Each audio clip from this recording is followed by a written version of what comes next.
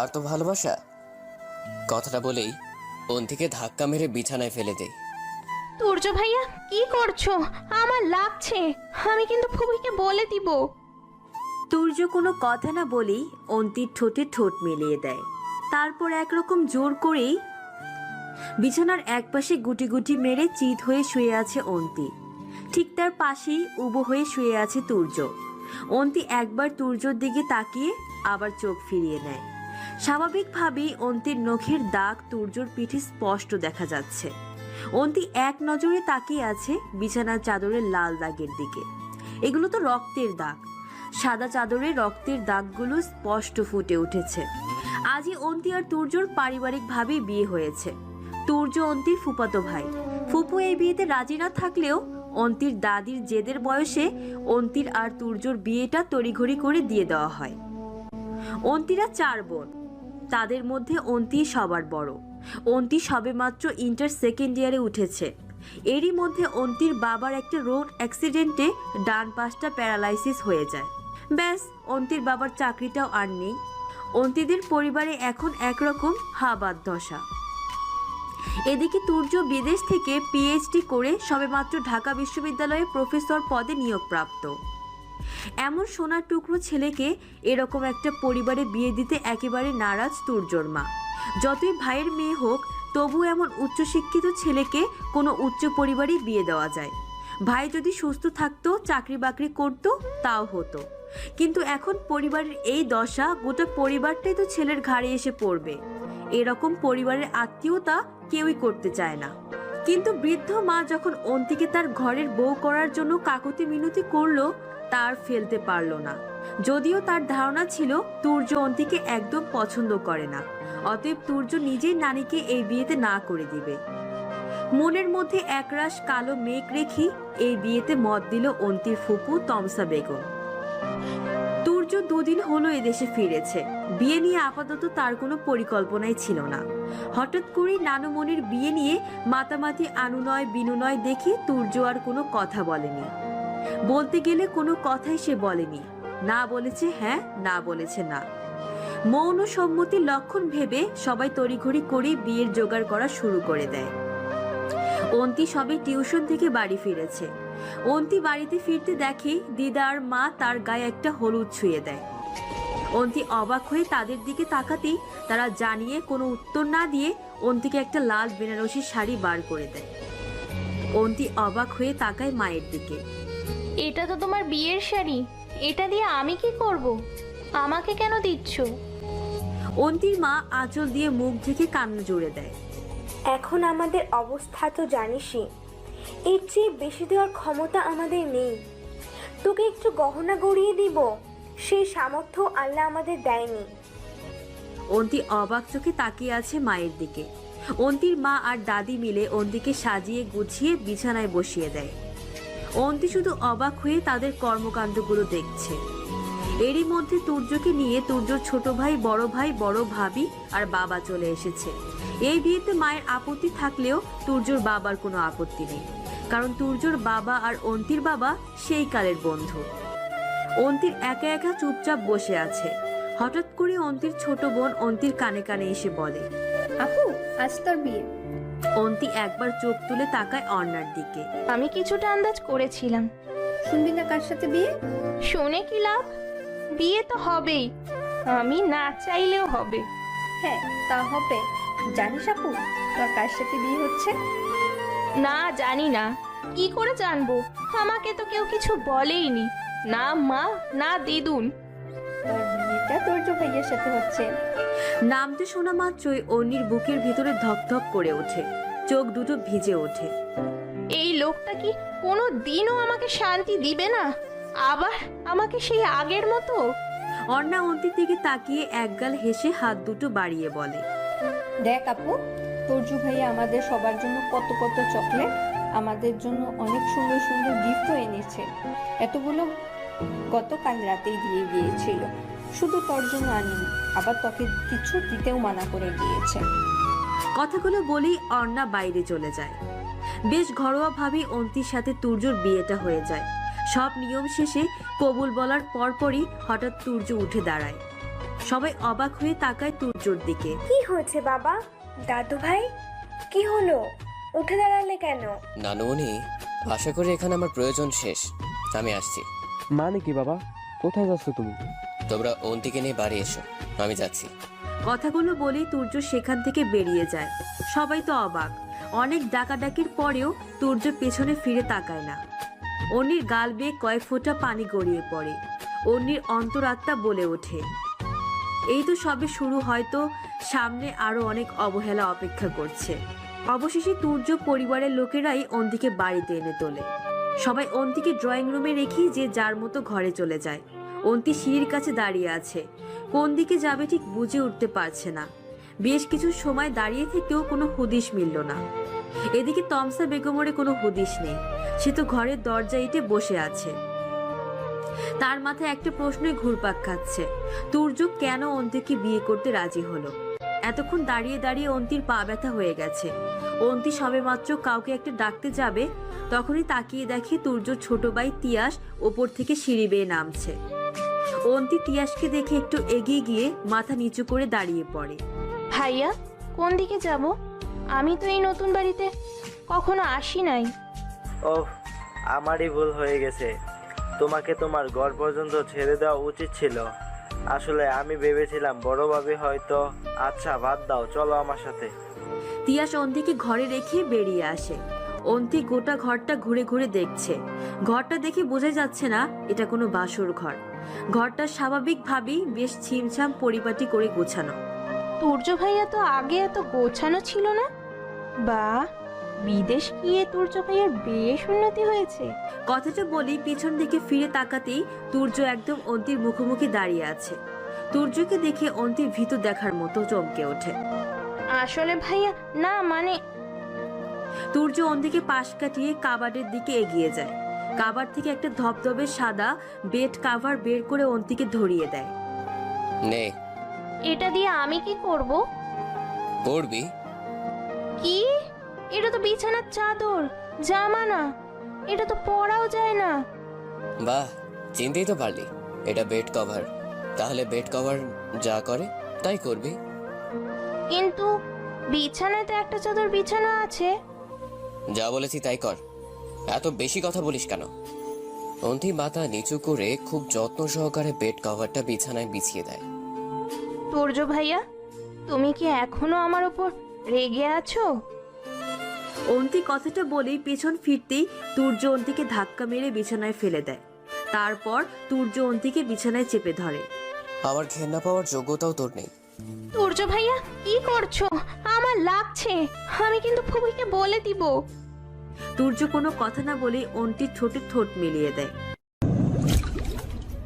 সামান্য খিচুড়ি রান্নাও করতে পারিস না, অথচ এত বাড়ির বউ হওয়ার স্বাদ। ফুপি, চুপ কর, একটাও কথা বলবি না তুই। কি ভেবেছিস তোরা?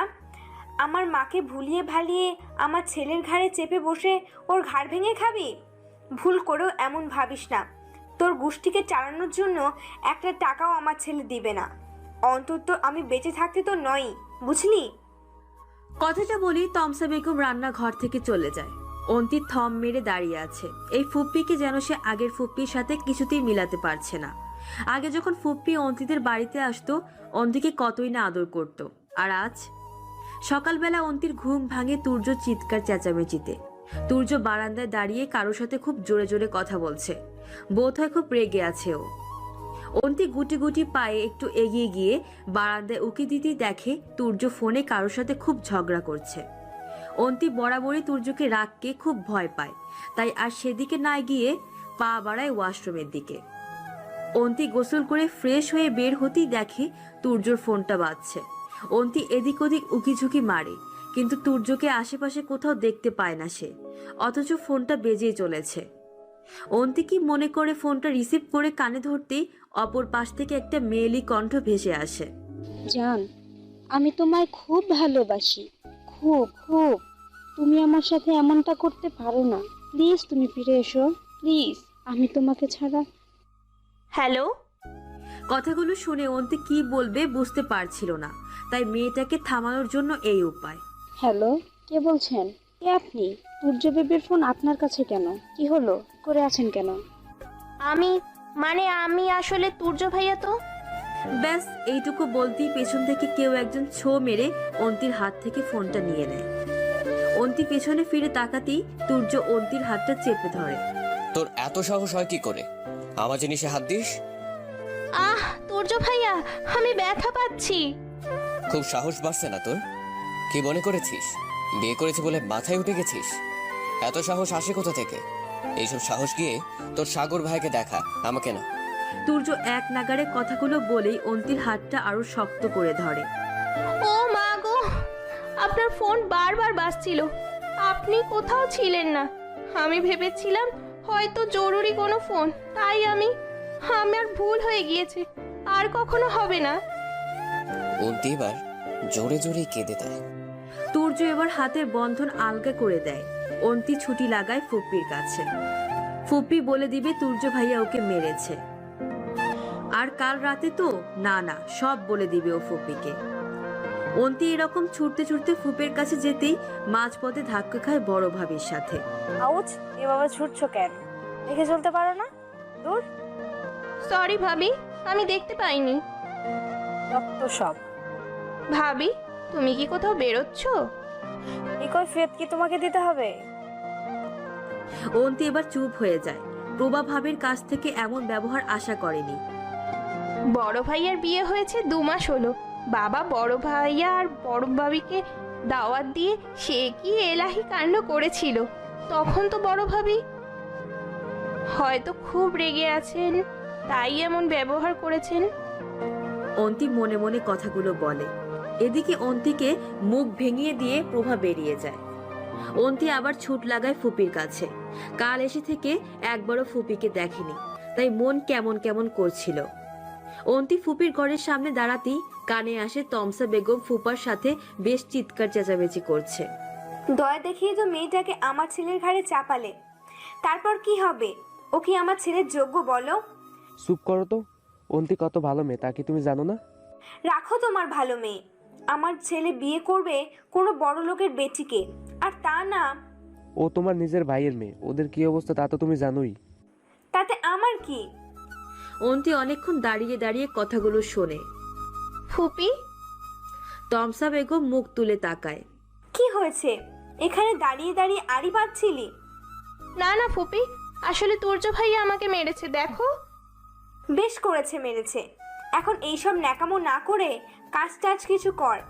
বাড়িতে 2টা বউ থাকতে কাজের লোকে রান্না খাবো নাকি আমরা? অন্তি, হ্যাঁ ফুপি। গিয়ে একটু খিচুড়ি।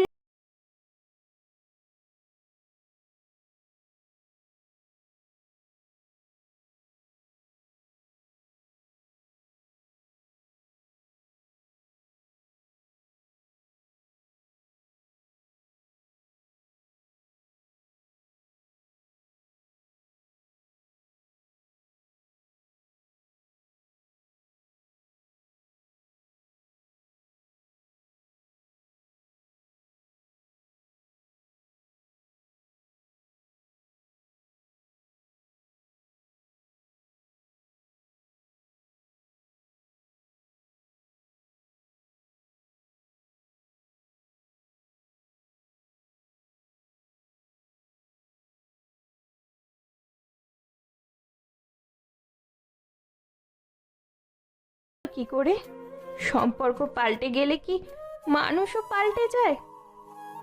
অন্তি বেখেয়ালে চুলায় বসানো গরম পানির দিকে হাত বাড়াতেই কেউ একজন হাতটা চেপে ধরে। তুর্য ভাইয়া তুমি? কোথায় দাঁড়িয়ে আছিস? হ্যাঁ, হুস, নেই, এখনই হাতটা পুড়ে ফেলতিস। না মানে ফুপি আমাকে রান্না করতে বলেছে, কিন্তু আমি তো। কোনো কাজের নেই মানে? তুই যে কোনো কাজের নস সেটা আমি জানি। ও, তুই এখন উপরে যা, আমি করে দিচ্ছি। মানে? যেতে বলেছি। যাচ্ছি।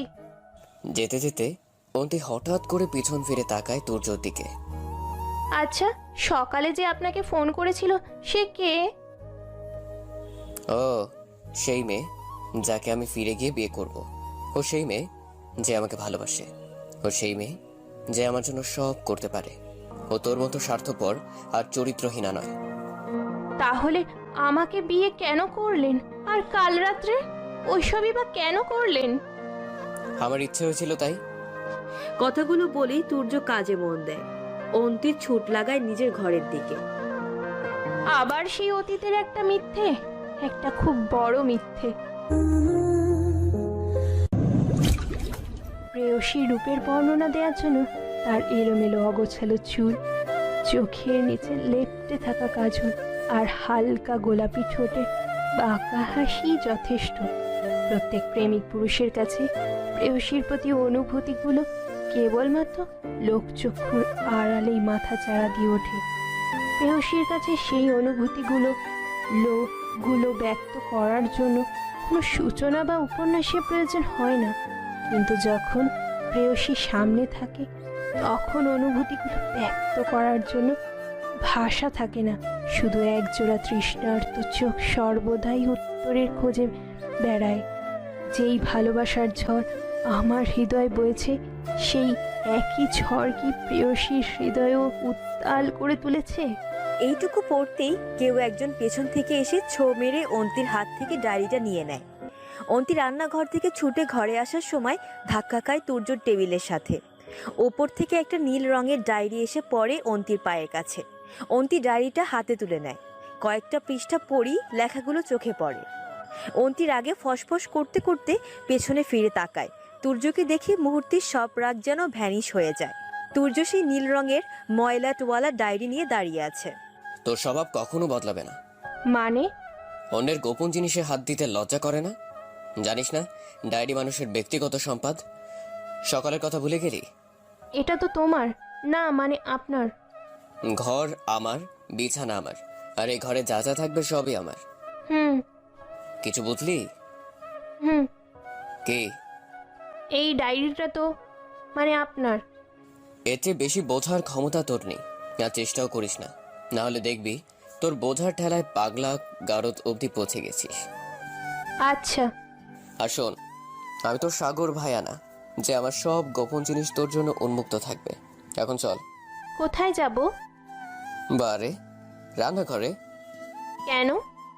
কেন মানে কি? আমাকে কি তোর কাজের লোক মনে হয় নাকি? আমি রাঁধুনে। আমি তো পারি না। আমি শুধু তোকে হেল্প করব, আর তুই সব কিছু নিজের হাতে করবি। ও কেন, তুমি কি আমার হেল্পার? কি? না না, কিছু না, চলুন যাচ্ছি।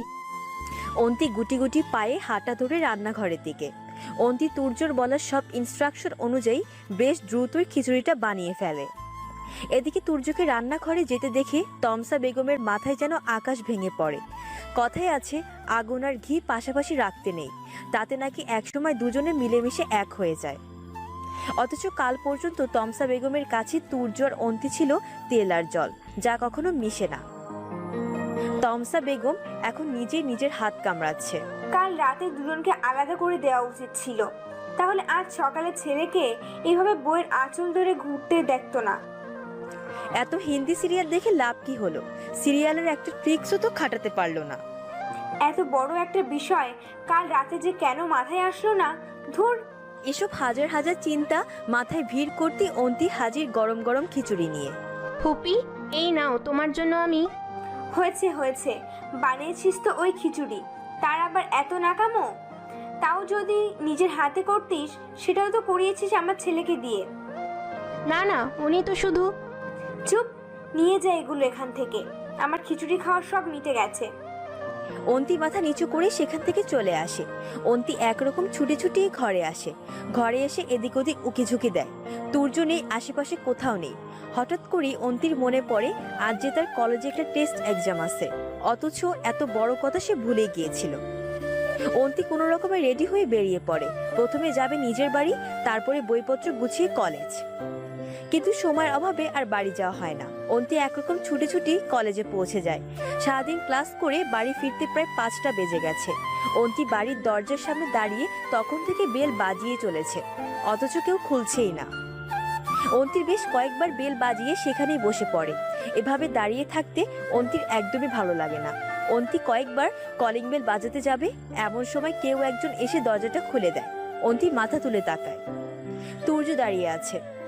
অন্তি তুর্যকে পাশ কাটিয়ে ভেতরে যেতে নিলে তুর্য অন্তির হাত চেপে ধরে।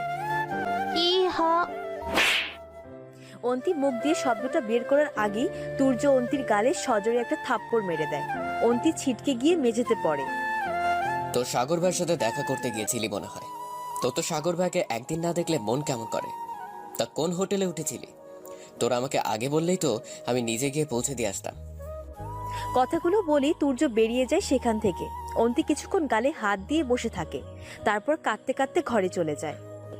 এদিকে তমসা বেগম আর প্রভা গোটা ঘটনাটা দেখে। তমসা বেগমের মাথায় সাগর নামটা একেবারে গেঁথে যায়।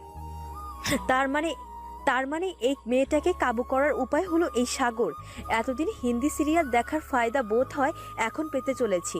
কথাটা বলেই তমসা বেগম মনে মনে একগাল হেসে হাঁটা দিয়ে নিজের ঘরের দিকে। ভাবিকে ফোন করতে হবে, সাগরের ব্যাপারে খোঁজ নিতে হবে। এদিকে সারা বিকাল গড়িয়ে সন্ধে পেরিয়ে রাত, অথচ তুর্যর কোনো খবরই নেই। অন্তি সারা রাত অপেক্ষা করেও তার অপেক্ষার প্রহর যেন শেষই হয় না। হঠাৎই অন্তির কানে একটা ফোনের রিংটংয়ের শব্দ আসে।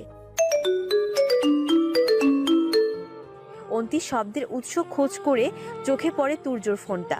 তুর্য রেগে মেগে বেরিয়ে যাওয়ার সময় ফোনটা রেখে চলে গেছে।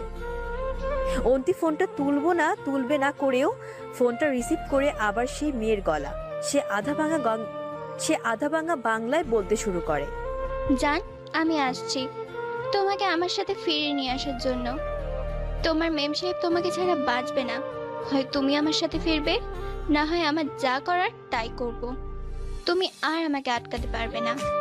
আমি তোমার হাতের খেলার পুতুল নই যে আমার সাথে যা ইচ্ছে করবে। এইটুকু বলে মেয়েটা ফোনটা রেখে দেয়। অন্তি ফোনটা যথাস্থানে রেখে চুপচাপ বসে পড়ে। তাহলে এই কি সেই মেম সাহেব যার জন্য তুর্য ভাইয়া যে কোনো দিনও আমার ছিল না, সে আমার হবে কি করে?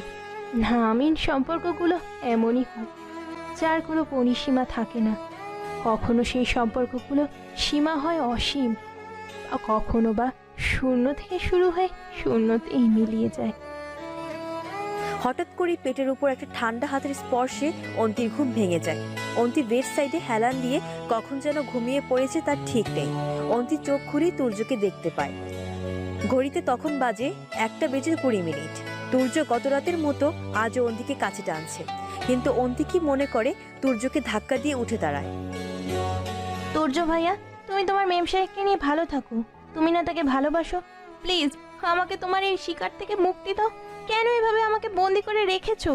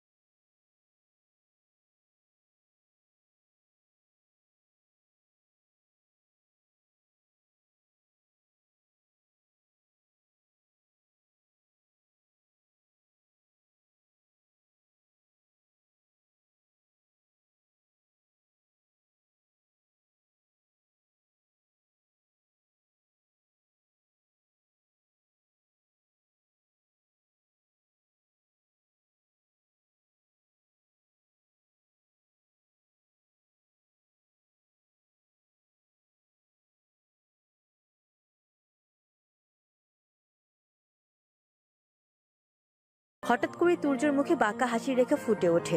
এবার অন্তি ভয় পাচ্ছে। তুর্যই হাসিকে সে খুব ভয় পাচ্ছে। তোর খুব মুক্তির স্বাদ, তাই না? না মানে? মুক্তি মানে কি জানিস? একা থাকা। একা থাকলে যা ইচ্ছে করা যায়, কেউ কিছু বলতে পারে না। আজকের জন্য তুইও মুক্ত। কথাটা বলে তুর্য অন্তিকে কোলে তুলে নেয়। এ বাবা, এটা কি করছে? তোকে মুক্তি দিচ্ছি, কাল ভোর পর্যন্ত তুই মুক্ত। কথাটা বলেই তুর্য অন্তিকে বারান্দায় দাঁড় করিয়ে দেয়। এখানে? তুই এখানেই থাকবি, একা একা স্বাধীনভাবে। মানে কি? তুর্য আর কথা বাড়ায় না, অন্তিকে বারান্দায় রেখে ধাম করে দরজাটা বন্ধ করে দেয়।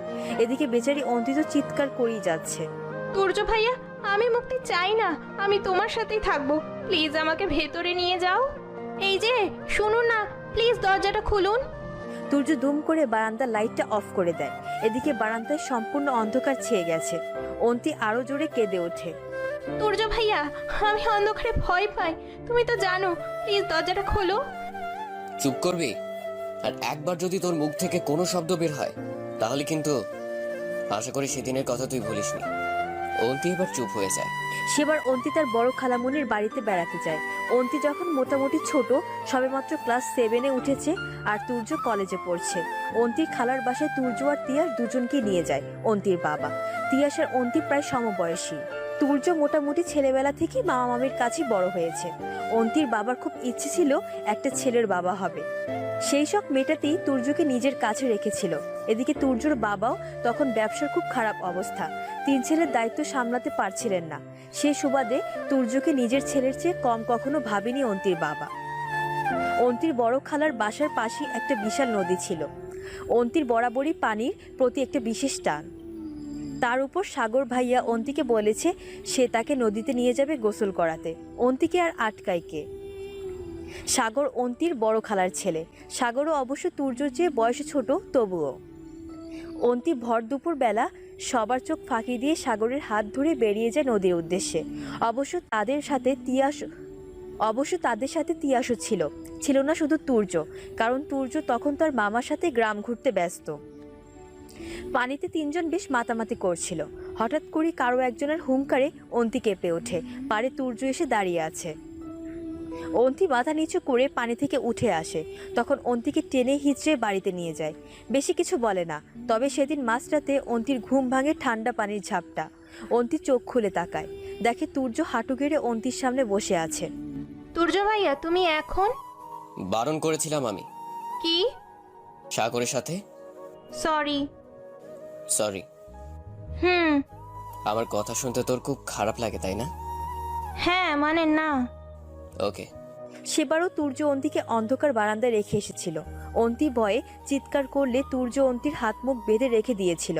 অবশ্য তুর্য সেদিনও অন্তির সাথে ছিল। তো আজ অন্তি একা, এত অন্ধকারের মাঝে একা সে। অন্তির সাথে কেউ নেই, তুর্যও নেই। সকালবেলা অন্তির ঘুম ভাঙতেই দেখে দরজাটা খোলা। অন্তি সারা রাত ভয়ে কাঁদতে কাঁদতে সেখানেই ঘুমিয়ে যায়। অন্তি ঘরে এসে দেখে তুর্য বিছানায় উবু হয়ে ঘুমাচ্ছে। কাল রাতের কথা মনে পড়তেই অন্তির রাগে গা জ্বলতে থাকে। অন্তি অন্যদিকে মুখ ফিরিয়ে নিচে চলে আসে। ফুপ্পির কাছে যাবে সে। ফুপ্পিকে বলবে তুর্য ভাইয়া কাল রাতে আবার ওই রকমটা করেছে। আগের বাড়ির বেলায় সকালে অন্তি কেঁদে কেটে বাড়ি মাথায় করেছিল। তমসা বেগম এসব শুনে তুর্যকে যা তা বলে বকে দিয়েছিল। সবাই তো অবাক, এত বড় ছেলেকে মা এভাবে বকে। অন্তি মুখ গোমরা করে ফুপ্পির ঘরে চলে যায়। ফুপি শোনো।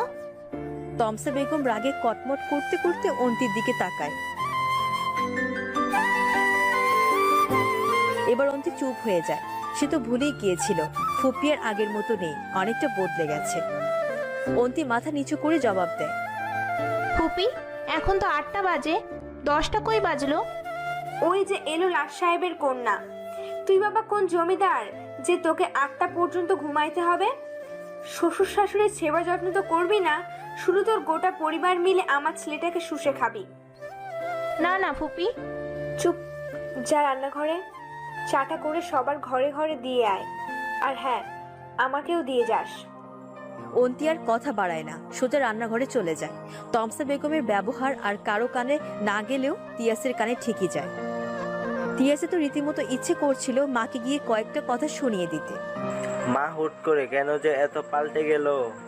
এইটুকু পিচ্ছি মেয়েকে রান্না করতে বলছে, অথচ বড় বউ সে কি না কোনো দিনই 9টা 10টার আগে ঘুম থেকে উঠেই না। তিয়াস একটা লম্বা দম নিয়ে রান্না করে হাঁটা ধরে, উদ্দেশ্য অন্তিকে সাহায্য করা। তমসা বেগম তো আগেই কাজের লোকদের রান্নাঘর থেকে ভাগিয়ে দিয়ে এসেছে। তার নাকি ছেলের বউয়ের হাতে রান্না খেতে ইচ্ছে করছে। অন্তি আর তিয়াস মিলে কোনো রকমের চা আর সামান্য কিছু ব্রেকফাস্ট বানিয়ে ফেলে। অন্তির শরীরটা কেমন যেন খারাপ করছিল। সারা রাত বারান্দায় মেঝেতে শুয়ে এই অবস্থা। তিয়াস অন্তির হাতে একটা কফির মগ ধরিয়ে দিয়ে ঘরে পাঠিয়ে দেয়। কফিটা তুর্যকে দিয়ে সে যেন রেস্ট করে, আর মায়ের জন্য ব্রেকফাস্ট তিয়াস নিজে নিয়ে যাবে। অন্তি কফির মগটা নিয়ে ঘরে ঢুকবে, তখনই তার কানে আসে তুর্যর গলা। তুর্য কাউকে খুব জোরে জোরে বকছে। তোমারে লিভ ইন করতে কি আমি বলেছিলাম? তুমি বিপদে পড়ছিলাম বলেই তো আমার ফ্ল্যাটে তোমারে আশ্রয় দিয়েছিলাম। আমাদের মধ্যে যা কিছু হয়েছে তাতে আমাদের দুজনেরই সম্মতিতে হয়েছে। আমরা দুজনেই লিভ ইন করছি। সো তুমি সব দোষ আমারে একা দিতে পারো না।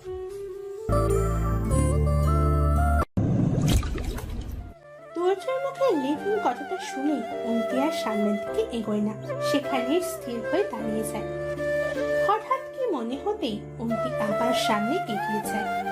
তুর্য তখন বিছানায় হেলান দিয়ে ঝগড়া করতে ব্যস্ত। অন্তি তুর্যের কাছে গিয়ে বেশ চিল্লানো দিয়ে ওঠে। ওগো শুনছো, তোমার কফি নাও নাও, খেয়ে নাও। তুর্য একবার অন্তির দিকে রাগে লোক নিয়ে তাকায়। অন্তি যে ইচ্ছে করে ফোনের ওপারের মানুষটাকে শুনে শুনে কথাগুলো বলছে তা তুর্য বেশ বুঝতে পারছে। তারপর ফোন নিয়ে বারান্দায় চলে যায়। প্রায় 20 মিনিট হতে চলল তুর্য বারান্দায় গিয়েছে কথা বলতে, তবু কেন যেন তার কথা শেষই হচ্ছে না। কফিটা এতক্ষণে ঠান্ডা পানি হয়ে গেছে।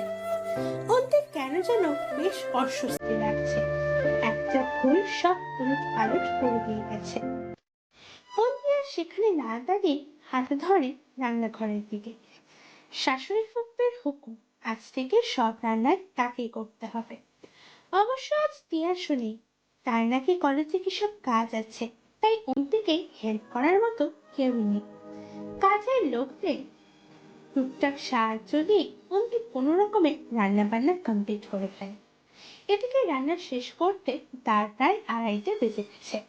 এই নিয়ে শাশুড়ি ফুপ্পি সে কি রাগ, অন্তি নাকি ইচ্ছে করে দেরি করেছে রান্না করতে।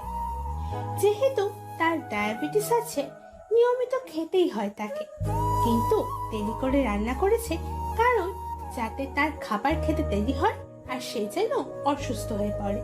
অন্তি ফুপ্পির কথায় কোনো প্রতিবাদ করেনি। তিয়াস একটু ফুসফুস করলেও বড় ভাবির কথার সাথে পেরে উঠতে পারেনি। এদিকে অন্তিও তিয়াসকে চুপ করে দিয়েছে। এদিকে সবার খাওয়া দাওয়া হয়ে গেলে অন্তি সবকিছু গুছিয়ে হাঁটা ধরে ঘরের দিকে। তুর্যর বোধ হয় খাওয়া হয়ে গেছে। আজ সারাদিন তুর্য ঘর থেকে বের হয়নি। দুপুরের খাবারও সে ঘরে খেয়েছে। সেই সকাল থেকে একবারও অন্তি তুর্যর কাছে যায়নি। ঘরে তুর্যর খাবারও পাঠিয়েছে তিয়াসের হাত দিয়ে। কিন্তু এবার অন্তিকে ঘরে যেতেই হবে। সারাদিন রান্নাঘরের থেকে ঘেমে গোসল করে গেছে, একটু ফ্রেশ না হয়ে উপায় নেই।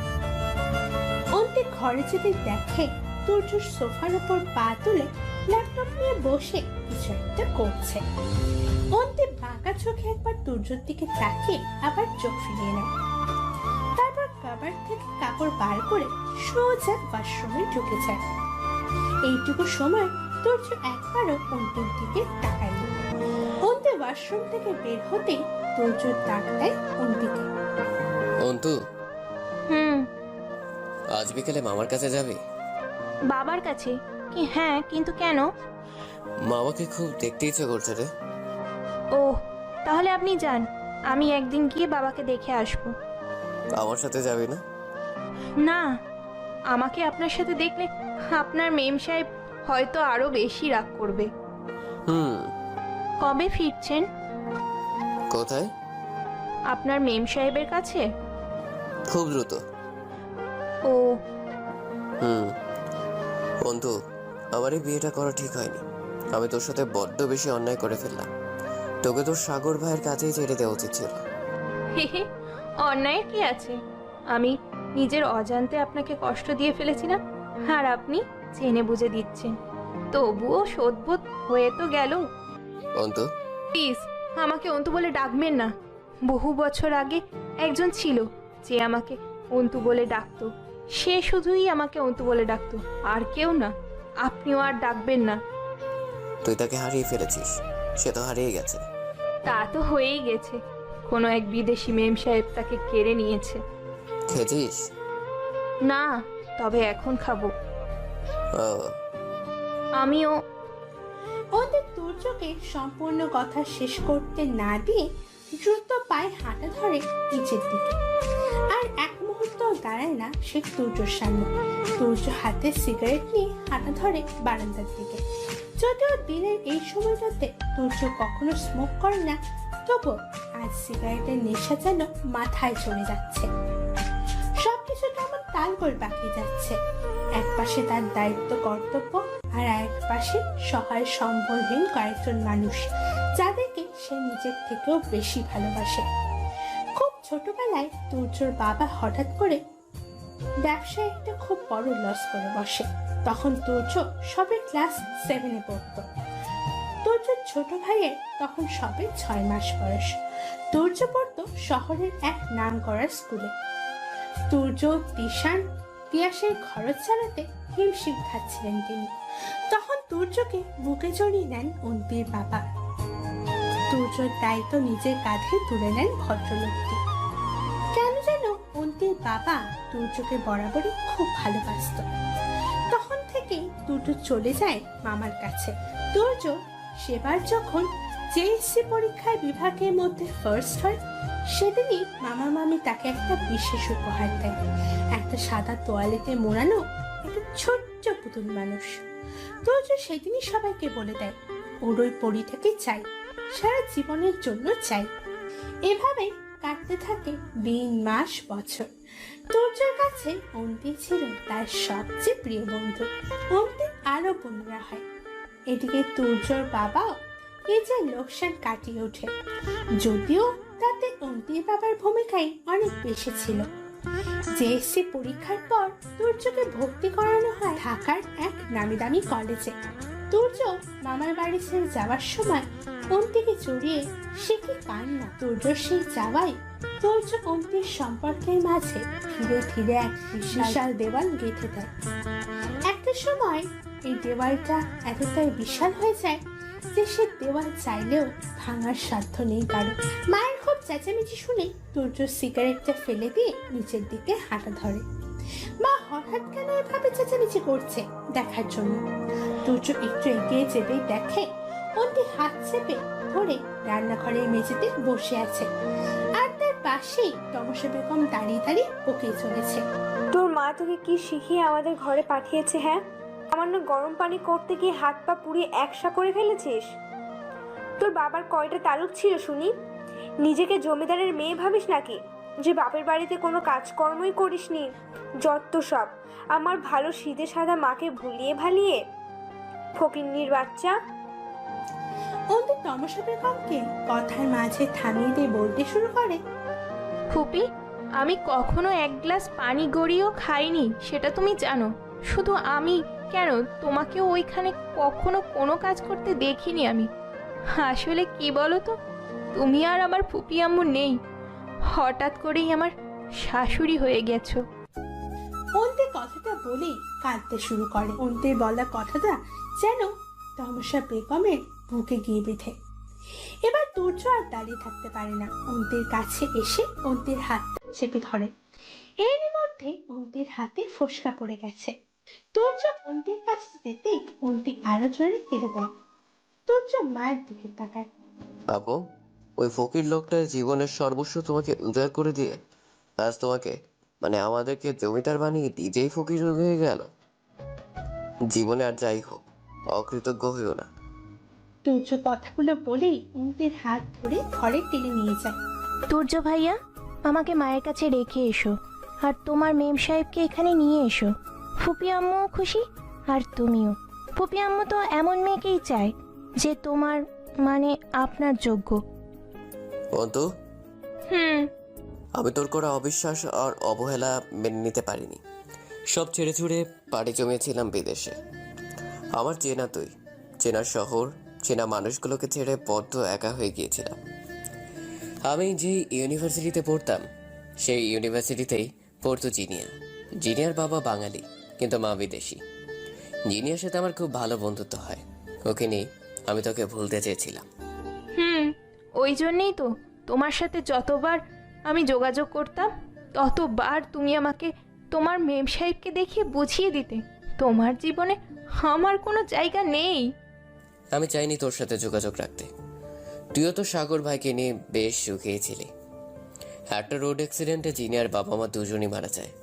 জিনিয়া তখন এই শহরে একা। মেয়েটা প্রচণ্ড ভেঙে পড়ে। তখন আমি ওকে সাহায্য করতে চাই। ও আমার কাছে আশ্রয় চায়। ওকে আমার বাসায় নিয়ে আসি। আসলে ও একা থাকতে পারতো না, প্রচুর প্যানিক করতো। আর তারপরই তুমি আমাকে ডিভোর্স দিয়ে তোমার মেম সাহেবকে বিয়ে করে নাও। এভাবে একটা মেয়েকে। দেখতে দেখতে কেটে গেছে 15টি বসন্ত। অন্তির বয়স তখন সবে 15 পেরিয়েছে। সময়টা ছিল ভালোবাসা, দুজনের মধ্যে ভালোবাসাও ছিল বেশ। তুর্য তখন অন্তিতে মগ্ন। অন্তিকে ঘিরে ছিল তার সকল জল্পনা কল্পনা। অন্তিরও তখন বাড়ন্ত বয়স।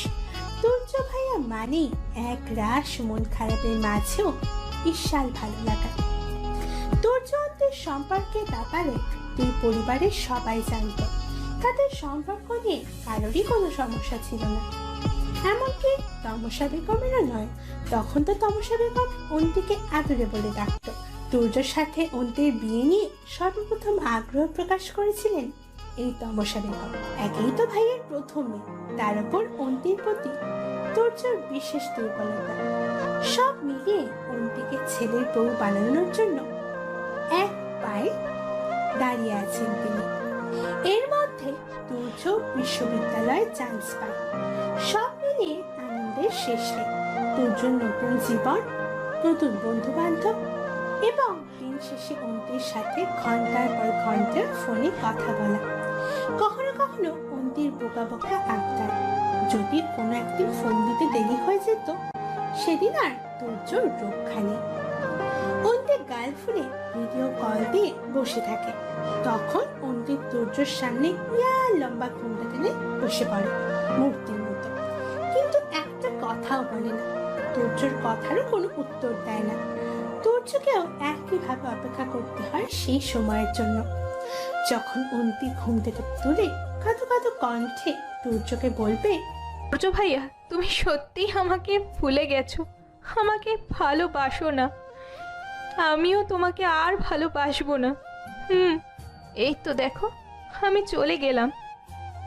কথাটা শেষ করে একবার নাক টেনে ফোনের লাইন কেটে দিত অন্তি। একটু রাগ হলেই অন্তির এমন বোকা বোকা আচরণ ছিল তুর্যের কাছে এক মহা বিনোদন। এভাবেই কেটে যায় তুর্যর বিশ্ববিদ্যালয়ের প্রথম বছর। এরই মধ্যে তুর্য কিছু বেশ নতুন বন্ধু বানিয়ে ফেলেছে। একবার এক ভ্যাকেশনে গোটা বিশ্ববিদ্যালয় ছুটি হয়ে যায়।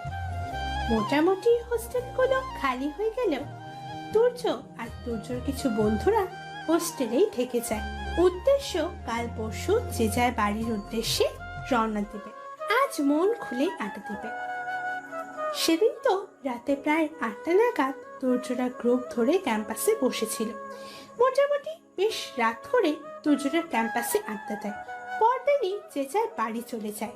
তুর্য বাড়ি চলে আসে। এর মধ্যে তুর্যর সাথে অন্তির এক দফা মান অভিমানে পালা শুরু হয়ে যায়।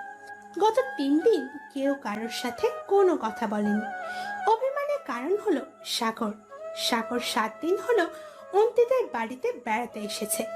এর মধ্যে খালামণির চোখ এড়িয়ে পার দুয়ে অন্তিকে প্রপোজ করে ফেলেছে, কিন্তু অন্তি সরাসরি না করে দিয়েছে। তাতে কি, সে হাল ছাড়তে নারাজ। তবে তুর্য অন্তির মাঝে সমস্যা বাধার কারণ সাগরের এই ঘটনায় কিছুই অন্তি তুর্যকে জানায়নি, সম্পূর্ণটা গোপন করে গেছে। কিন্তু অন্তির মেজ বোন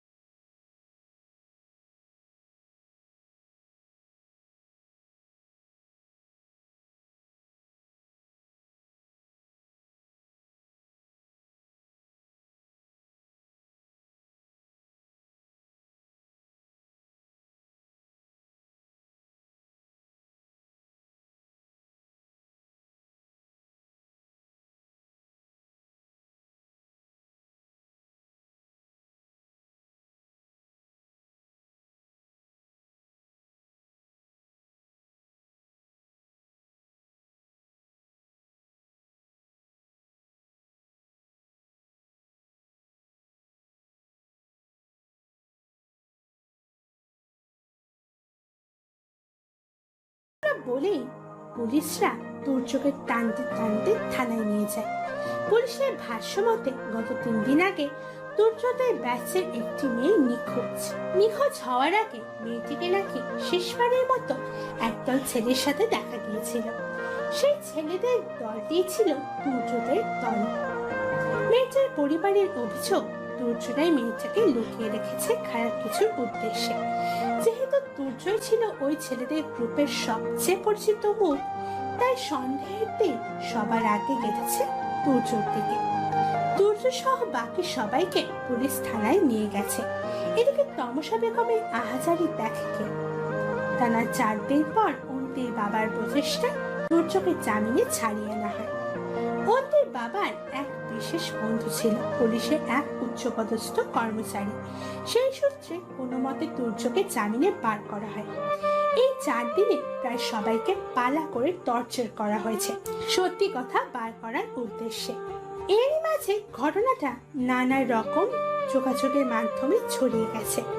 সব জায়গায় কালপিটদের শীর্ষে তুর্যর নাম লেখা। এদিকে তুর্যকে নিয়ে আত্মীয় স্বজনদের মধ্যেও শুরু হয়ে গেছে নানা রকম জল্পনা কল্পনা। প্রায় 2 দিন হলো তুর্য ঘরবন্দি। থানা থেকে আসার পরপরই তুর্যর গা কেঁপে জ্বর আসে। এই 2 দিন তুর্য ঘর থেকেও বের হয়নি। এদিকে অন্তিও একবারও তুর্যর খবর পর্যন্ত নেয়নি। অবশেষে এক সন্ধ্যেতে ধুম জ্বর মাথায় করে তুর্য রওনা হয় মামার বাড়ির উদ্দেশ্যে। প্রেয়সীকে তার বড্ড প্রয়োজন, আর পাচ্ছে না সে প্রেয়সীকে না দেখে থাকতে। চারদিক থেকে নানা অপমানে যখন কোণঠাসা তুর্য, তখন তার এই দম বন্ধকর পরিবেশের মধ্যে এক ফোঁটা অক্সিজেন হলো প্রেয়সীর মুখের একটু মুচকি হাসি। তুর্যর মা বাবার হাজার বারণ সত্ত্বেও ওই জ্বর গায়ে নিয়ে অন্তিদের বাড়িতে চলে আসে তুর্য। তুর্য বাড়ির বেল বাজাতেই অর্ণা দরজা খুলে দেয়।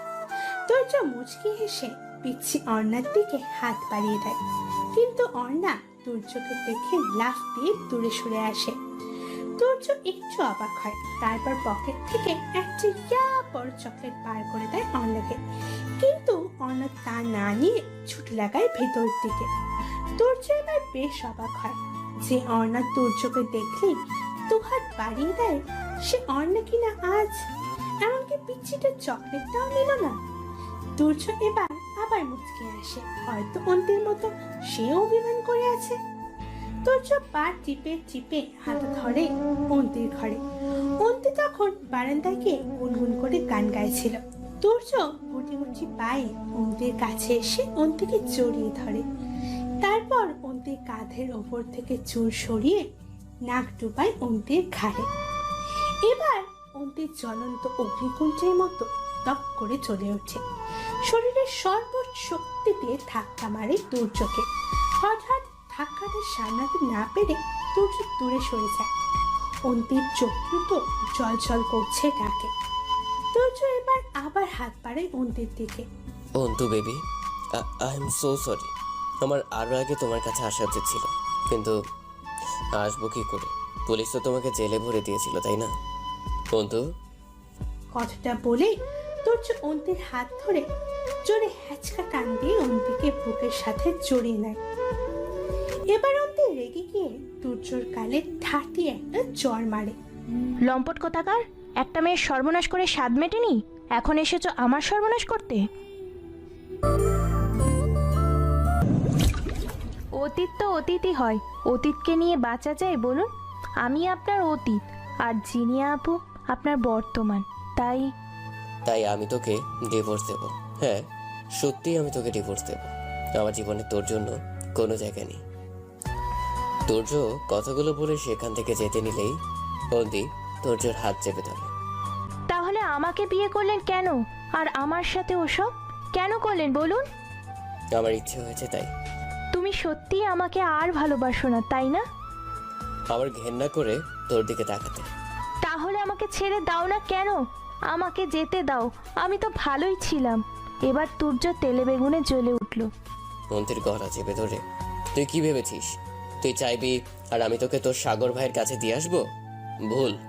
ওই শ্রেণীর প্রেমিক আমি না। আমি চাইছি তাই তুই আমার কাছে আছিস। যতদিন আমি চাইবো ততদিন থাকবি। সবকিছু তোমার ইচ্ছে? কথাটা বলি তুর্য অন্তিকে ধাক্কা দিয়ে সেখান থেকে চলে যায়। এদিকে তুর্যর মা সেই কখন থেকে ছেলেকে দেখেই যাচ্ছে। তুর্য শরীর বেয়ে নিচে নামতেই দেখে বড় ভাবি, মা, বড় ভাই একটি মেয়েকে ঘিরে নিয়ে বসে আছে। দূর থেকে মেয়েটিকে কেমন যেন তুর্যর খুব চেনা চেনা লাগছিল, তবে যেহেতু মেয়েটিকে উল্টো দিক মুখ করে বসেছিল তাই ঠিক বুঝতে পারছিল না। তুর্য একটু এগিয়ে যেতেই তুর্যের মা তুর্যকে ডাক দেয়। বাবু, তোকেই তো ডাকছিলাম, একটু তাড়াতাড়ি আসতে পারতিস। মেয়েটা কখন থেকে তোর জন্য অপেক্ষা করছে। শুনতে পেয়েছি। কেন ডাকছিলে আম্মু? আমি বলছি তো বলো, অপেক্ষা করছো কোনো? তোমার জন্য সারপ্রাইজ। সারপ্রাইজ মানে? কথাগুলো বলেই তুর্য এগিয়ে যেতেই মেয়েটি উঠে দাঁড়ায়। তুর্য হা করে তাকিয়েছে মেয়েটির দিকে। স্টিচ লেডিস জিন্স আর ফুল হাত লেডিস শার্ট পরে আছে মেয়েটি। চুলটা পনিটাইল করে বাঁধা, ডান হাতে একটা গর্জিয়াস লেডিস ওয়াচ পরা। মেয়েটির গায়ে কড়া পারফিউম দেওয়া, পারফিউমের গন্ধটা তুর্যর খুব চেনা চেনা। তুর্য মুখ খোলার আগে মেয়েটি ধুম করে এসে তুর্যকে জড়িয়ে ধরে। ঠিক জড়িয়ে ধরে না, বলতে গেলে ঝাপটে ধরে। আশা বেগমের চোখ তো কপাল উঠে যায়। বড় বৌমা বলেছিল মেয়েটা নাকি তুর্যর খুব ভালো বন্ধু, কিন্তু কি মেয়ের বাবা এভাবে সবার সামনে আমার ছেলেটাকে জড়িয়ে ধরলো? তমসা বেগম মনে মনে কথাগুলো ভাবছিল। তখনই পূর্বা খুব জোরে জোরে হেসে ওঠে। জেনি, হয়েছে, এবার ছাড়। কিন্তু মেয়েটি তুর্যকে আরো শক্ত করে জড়িয়ে নেয়। প্রভা একগাল হেসে তুর্যর দিকে তাকিয়ে জবাব দেয়, ও জিনিয়া সম্পর্কে আমার চাচাতো বোন। আমি যখন খুব ছোট তখনই ছোট চাচ্চু বিদেশে পাড়ি জমায়। জিনিয়ার জন্মও বিদেশেই হয়। তো জিনিয়া 2-1 বার বাংলাদেশে আসলেও আমার বিয়ের পর এই প্রথম এলো, তাই তোমাদের সাথে ওর পরিচয় করানো হয়নি। বাই দ্য ওয়ে, কিছুদিন আগে জিনিয়ার প্রোফাইল চেক করার সময় তোমার আর জিনিয়ার বেশ কিছু ছবি চোখে পড়ে। ব্যাস, তারপরই জানতে পারি তোমরা এত ভালো বন্ধু। আর জিনিয়াও বাংলাদেশে এসেছে, তো আমি ভাবলাম তোমাকে সারপ্রাইজ করে দিই। কি তুর্য, এবার তুমি খুশি তো? কথাগুলো বলি পূর্বা তুর্যর দিকে তাকায়। এদিকে জেনিয়া এখনো তুর্যের বুকে মুখ লুকিয়ে দাঁড়িয়ে আছে। তুর্য মূর্তির মতো স্থির হয়ে আছে। এভাবে জেনিয়াকে বাড়িতে একদম আশা করেনি তুর্য। তমসা বেগম বোকার মতো হেসেই যাচ্ছে। এখানে কি করছে তার কোনো কিছুই মাথায় ঢুকছে না। তমসা বেগমের জানা মতে তুর্যর জীবনে মেয়ে বলতে একজনই ছিল, সে হলো অন্তি। বিদেশে গিয়ে যে ছেলে আরো একটা মেয়ে বন্ধু জুটিয়েছে তা তমসা বেগমের কল্পনার বাইরে। এদিকে বেশ কিছুক্ষণ পর তুর্য অনুভব করে তার বুকের সে দিকটায় ভেজা ভেজা অনুভব হচ্ছে, যে দিকটা জেনিয়া মুখ গুজে রেখেছে। তুর্যার বুঝতে বাকি নেই যে জেনিয়া কাঁদছে। তুর্যার সেখানে এক মুহূর্ত দাঁড়ায় না, সোজা জেনিয়াকে টানতে টানতে ঘরে নিয়ে যায়। এদিকে দূরে দাঁড়িয়ে একজন তাদের কর্মকাণ্ড বেশ নিখুঁতভাবে লক্ষ্য করছে, সেদিকে কারো কোনো খেয়ালই নেই। তুর্য জেনিয়াকে নিয়ে যাওয়ার সময় তমসা বেগমের মুখ যেন অবাক হওয়ার রেখা ফুটে উঠেছিল, ঠিক তেমনই পূর্বার মুখেও ফুটে উঠেছিল একরাশ বাঁকা হাসির ঝলক। এদিকে তুর্য জেনিয়াকে ঘরে নিয়ে গিয়ে দরজা বন্ধ করে দেয়। অন্তি তখন সিঁড়ির উপরেই দাঁড়িয়ে। বেশ কিছুক্ষণ পর জেনিয়া কাঁদতে কাঁদতে নিচ থেকেই ঘর থেকে বেরিয়ে আসে। জেনিয়ার ব্যাগপত্র নিয়ে বাড়ি থেকে বের হতে নিলে তমসা বেগম আর প্রভা মিলে আটকায়। কিন্তু তার এক কথা, যতক্ষণ তুর্য না বলবে সে আর এক মুহূর্ত এই বাড়িতে দাঁড়াবে না। অনেক জোরাজোরির পর তুর্য আসে, জিনিয়ার হাত থেকে ব্যাগগুলো নিয়ে ছুঁড়ে ফেলে দেয় মেঝেতে। তারপর জিনিয়ার দিকে তাকিয়ে রাগি চোখে তাকায়। তখন জিনিয়া ছোট বাচ্চাদের মতো ঠোঁট উল্টে কাঁদছে।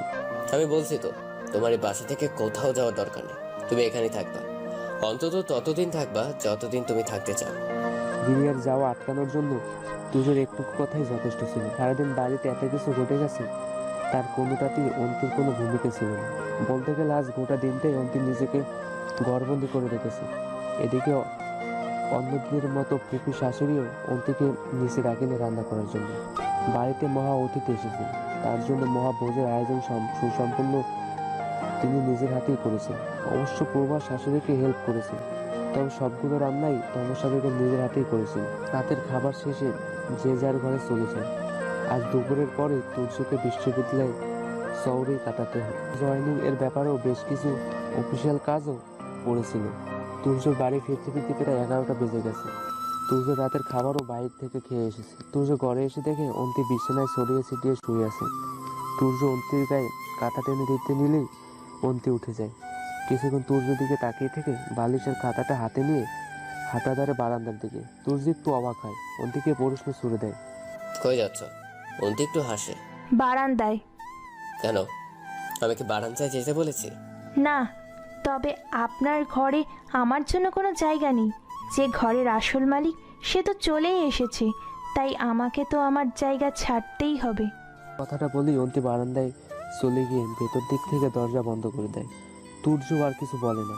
অন্তি ধারণা ছিল তুর্য হয়তো তাকে আটকাবে, কিন্তু তুর্য আর তার দিকে ফিরেও তাকায় না। মাঝরাতে প্রায় 3টে নাগাদ অন্তির ঘুম ভাঙে পানির পিপাসায়। অন্তি গুটি গুটি পায়ে ঘরে আসে। বেড সাইডে লাইটটা জ্বালানোই ছিল। অন্তির বিছানার দিকে তাকাতেই অবাক হয়ে যায়। তুর্য তো বিছানায় নেই। অন্তি প্রথমে বেশ অবাক হয়, এত রাতে তুর্য কোথায় গেল সেটা ভেবে। পরে জিনিয়ার কথা মাথায় আসে। তুর্য কোথায় গেছে সেটা তার বুঝতে বাকি রইল না।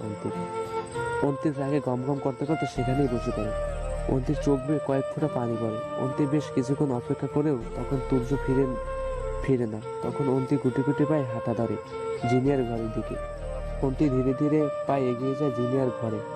অন্তি মস্তিষ্কে বলছে সেখানে না যাওয়াই ভালো, কিন্তু মন তো আর মস্তিষ্কের কথা শুনে না। অন্তি প্রায় অনেকক্ষণ জিনিয়ার ঘরের সামনে এসে দাঁড়িয়ে আছে, কিন্তু দরজায় নক করবে কিনা এ নিয়ে দ্বিধাদ্বন্দ্বে ভুগছে সে। বেশ কিছুক্ষণ পর অন্তি যখন দরজায় ধাক্কা দেয়, দরজাটা আপনি খুলে যায়। দরজাটা শুধু বেরানোই ছিল। অন্তি ভেতরে মুখ বাড়িয়ে দেয়। ড্রিম লাইটের আলো ভেতরে স্পষ্ট দেখা যাচ্ছে। ঘরটা খালি, ভেতরে কেউই নেই। অন্তি যেমনটা আশা করেছিল তেমন কিছু সে দেখতে পায়নি। অন্তি মনে মনে একটা স্বস্তির নিঃশ্বাস নেয়। তারপর কি মনে করে অন্তি হাঁটা ধরে ছাদের দিকে। অন্তির কেন যেন মনে হচ্ছে তুর্যকে সে ছাদেই পাবে। অন্তি এবার ছুট লাগায় ছাদের দিকে। ছাদ পর্যন্ত পৌঁছে ভেতর দিকে উঁকি দেয়। হ্যাঁ, তুর্য আর জিনিয়া ছাদেই আছে।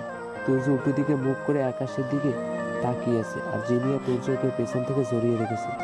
অন্তি আর সেখানে এক মুহূর্তও দাঁড়ায় না, একসুটে ঘরে চলে যায়। এদিকে চলতে থাকে তুর্যর কথোপকথন। তুর্য, আমি সত্যিই তোমাকে খুব ভালোবাসি। আমি তোমাকে ছাড়া থাকতে পারবো না। আমি জানি তুমি আমাকে ভালোবাসো না, বাট আমি তো বাসি। আমাদের সারা জীবন ভালো থাকার জন্য আমার একার ভালোবাসাই যথেষ্ট। জানি না, আমি তোমাকে ভালোবাসি না। ভালোবাসো নাই যখন, তখন আমার সাথে লিভ ইন করলা কেন? Live in? বারবার লিভ ইন বলে কি প্রমাণ করতে চাইছো? কি করেছি আমি তোমার সাথে? তুমি আমার ভালো বন্ধু ছিলে, ব্যাস এইটুকুই। তুমি অসুস্থ ছিলে, আমি তোমাকে মেন্টাল সাপোর্ট দিয়েছি। তুমি আমার কাছে আশ্রয় চেয়েছিলে, আমি দিয়েছি। আমার ভুল এইটুকুই যে আমি তোমার সাথে এক বাসায় থেকেছি, বাট একসাথে তো থাকিনি। সো হোয়াট তুর্য, আমরা এতগুলো দিন একসাথে থেকেছি। তুমি বলো, আমাকে কি একদিনও তোমার ভালোবাসতে ইচ্ছে করেনি? জানো, ভালোবাসা একবারই হয়। আমার মনে অলরেডি কেউ একজন আছে, তাই তাকে তোমাকে সেই জায়গায় কখনো বসাতে পারিনি। তুর্য এইটুকু বলেই সেখান থেকে যেতে নিলে জিনিয়া তুর্যকে পেছন থেকে আবারও ঝাপটে ধরে। তুর্য, তুমি ছাড়া আমার আর কেউ নেই। আমি তোমাকে ছাড়া বাঁচবো না। জেনি, অনেক রাত হয়ে গেছে, ঘরে যাও আর ঘুমিয়ে পড়ো। প্লিজ তুর্য। তোমার দায়িত্ব আমি নিয়েছি, তাই তোমার যতটুকু করা সম্ভব আমি করব। তবে সেটা শুধু তুমি যতদিন চাও আমার বাসায় থাকতে পারো, আমি তোমাকে যেতে বলবো না। এবার তুর্য আর এক মুহূর্ত সেখানে দাঁড়ায় না, দ্রুত গতিতে বেরিয়ে আসে সেখান থেকে। এদিকে অন্তি সে বারান্দায় হাঁটু গেড়ে বসে আছে। সে সিদ্ধান্ত নিয়ে নিয়েছে আর একদিনও সেখানে থাকবে না। কাল ভোরবেলাতেই বেরিয়ে যাবে মায়ের কাছে। চোখের সামনে মানুষগুলোকে পাল্টে যেতে তার আর দেখতে পারবে না সে। কারো পায়ের আওয়াজ পেয়ে অন্তি আবারও ঘুমের ভান করে বিছানায় শুয়ে পড়ে। তুর্য ঘরে এসে ধীরে পায়ে এগিয়ে যায় অন্তির দিকে। অন্তি তখন ঘুমের ভান করে শুয়ে আছে। তুর্য অন্তির কাছে গিয়ে অন্তিকে কোলে তুলে নেয়, তারপর ওকে এনে বিছানায় শুয়ে দেয়। তুর্য অন্তির কপালে একটা গভীর চুমু এঁকে দিয়ে সিগারেটের প্যাকেটে হাত দিয়ে বারান্দায় চলে যায়। তুর্য চলে যেতে অন্তি শোয়া থেকে উঠে দাঁড়ায়। সেদিন সারা রাত দুজনের কারোরই ঘুম হলো না।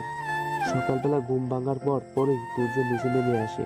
নিচে নামতে দেখে জিনিয়া খাবার টেবিলে বসে আছে। তার পাশেই বসে আছে তমসা বেগম। জিনিয়াকে নিজের হাতে খাবার বেড়ে দিচ্ছে। তুর্য মায়ের দিকে একবার তাকায়, নিজে নিজেই হেসে দেয়। আমু পারে, ও কত তাড়াতাড়ি জিনিয়ার সাথে ভাব করে নিল। তুর্য সেই দিকে আর না এগিয়ে রান্নাঘরের দিকে যায়। অন্যদিকের মতো আজও কেউ কপি হাতে ঘুম ভাঙায়নি। তুর্য অন্তিকে খোঁজার জন্য রান্নাঘরে উঁকি দেয়। সেই অন্তি রান্নাঘরে নেই। তুর্য অন্য ঘরগুলোতে খোঁজে কিন্তু অন্তিকে কোথাও দেখতে পায় না সে। এবার তুর্য চলে যায় তিয়াসের ঘরে। অন্তির যে কোনো সমস্যা তিয়াসের সাথে শেয়ার করে। তুর্য তিয়াসের ঘরে যেতেই চোখ পড়ে তিয়াস বিছানায় উগ্র হয়ে আছে। তিয়াস? কিছু বুঝবে না। ও, তুর্য চলে যেতে নিলে তিয়াস পেছন থেকে ডাক দেয়, ভাইয়া। হুম। তোমরা সবাই মিলে একটা পিচ্চি মেয়ের পেছনে না লাগলেই তো পারো। মামা আমাদের জন্য কি করেছে তা আমার চেয়ে ভালোবেসি আর কেউ জানে না। আজ মামা অসহায় বলে মেয়েটাকে এভাবে কষ্ট না দিলেও পারো। তোমাদের বিদেশিনী প্রেমিকাদের যদি বাড়িতে এনে এসব নোংরামো করার ইচ্ছে ছিল তাহলে বাচ্চা মেয়েকে বিয়ে করার কি দরকার ছিল? তিয়াস? আমি অন্তকে মামির কাছে রেখে এসেছি, পারলে না খেয়ে মারবে, তবুও তোমার দয়ার কোনো দরকার পড়বে না। আমি ভাই হিসেবে যা পারি করব। তুর্য কিছু না বলে সেখান থেকে চলে আসে। গোটা পৃথিবী যখন ভুল বুঝে তাদের বোঝানো যায়, চাইলেও সে নিজেকেও ঠিক প্রমাণ করা যায় না। কিন্তু কাছের মানুষগুলো যখন ভুল বুঝে তাদের কাছে নিজেকে প্রমাণ করার ইচ্ছেটাই শেষ হয়ে যায়। তুর্যরও তাই হয়েছে। সে চাইছে না কাউকে বুঝাতে, কাউকে কিছু জানাতে। এদিকে অন্তি বাড়ি এসে মাকে জড়িয়ে ধরে হাউমাউ করে কেঁদে ওঠে। কেউ কিছু জানতে চাইলে অন্তি শুধু একটাই উত্তর দেয়, আমি আর তুর্য ভাইয়ের কাছে যাব না, কিছুতেই না। অন্তির দাদি অন্তিকে চোখ মুখ খুঁচিয়ে জবাব দেয়, মাইয়া, তোর কপাল মেলা ভেলা, আমার নাতির মতো ভালো ছেলে পাইছস। অমন সোনার টুকরা জামাই রে মানুষ মাথায় তৈলা রাখে, আর তুই তো তারে পায়ে ঠেইলা দিতাছস। মাইয়া, তোর কপাল মেলা ভালা, আমার নাতির মতো ভালা জামাই পাইছোস। অমন সোনার টুকরা জামাই রে মানুষ মাথায় তুইলা রাখে, আর তুই তো তারে পায়ে ঠেইলা দিতাছোস। অন্তি দিদুনের কথার উত্তর দিতে গিয়েও থেমে যা, এইসব কথা বলতে তার রুচিতে বাদে। অন্তি নিঃশব্দে সেখান থেকে উঠে যেতে নিলে অন্তির মা এসে অন্তিকে আবারও সেখানে বসিয়ে দেয়। তারও একটাই কথা, সংসারে এমন অনেক কিছুই ঘটে, স্বামীর সাথে টুকটাক মনোমালিন্য হবে, এটাও স্বাভাবিক। তাই বলে এভাবে বাপের বাড়ি চলে আসতে হয় নাকি? মেয়েদের এমন অনেক কিছু সহ্য করতে হয়, সব কিছু সহ্য করে মানিয়ে নিতে হয়। অন্তির মায়ের সাথে তাল মিলিয়ে অন্তির দাদি আবার বলতে শুরু করে, আল্লাহ মায়া মানুষকে অনেক ক্ষমতা দিছে সহ্য করার। ওইসব টুকটাক ঝগড়াঝাটি সহ্য করতে হয়, হাজার হোক স্বামী তো। হ্যাঁ স্বামী তো, সে আমার স্বামী, কিন্তু শুধু স্বামী বলেই যা খুশি করবে আর আমি মেনে নেব এটা ভাবা ভুল। সে যেমন একজন মানুষ, আমিও মানুষ। যা তার সহ্য করার ক্ষমতা নেই তা যে আমারও সহ্যের বাহিরে। অন্তি আর কথা বাড়ায় না, সেখান থেকে উঠে যায়। এদিকে অন্তির মা দাদি দুজনই অবাক, যে অন্তির সাত চরে রা কাটে না সেই মেয়ের মুখে এত কথা, তাও আবার তুর্যের মতো ছেলেকে নিয়ে। এদিকে তমাশা বেগমও অন্তির মাকে ফোন দিয়ে যা নয় তাই বলছে। সবচেয়ে বড় কথা, উনি অন্তির মাকে একেবারেই সাপ করে জানিয়ে দিয়েছে যে মেয়ে গুরুজনদের মানে না, সম্মান কি হয়েছে না হয়েছে বলে বাড়ি ছেড়েছে, সে মেয়েকে উনি আর ঘরে তুলবেন না। বউ মানুষরা নাকি ঘরের বাহরে পা রাখলেই তাদের নাকি আর কোনো জাত থাকে না। সেদিন সারাদিন তুর্য দাদির কথার শেষ নেই। কত কি করে অমন ছেলের সাথে এই মেয়ের বিয়ের ব্যবস্থা করলো, সেই মেয়ে নাকি এক মাসও ছেলের সাথে সংসার করতে পারলো না। আসলেই বোধ হয় এই মেয়েরই চরিত্রের দোষ আছে, না হলে যে ছেলে অন্তি বলে পাগল সেই ছেলেই তার চরিত্রের দোষ দিয়ে ঘরবাড়ি ছেড়ে বিদেশে পাড়ি জমায়। হৃদয় বিঁধলেও অন্তি মুখে রা কাটে না। এভাবে নানা কথার মাঝে কেটে যায় এক সপ্তাহ।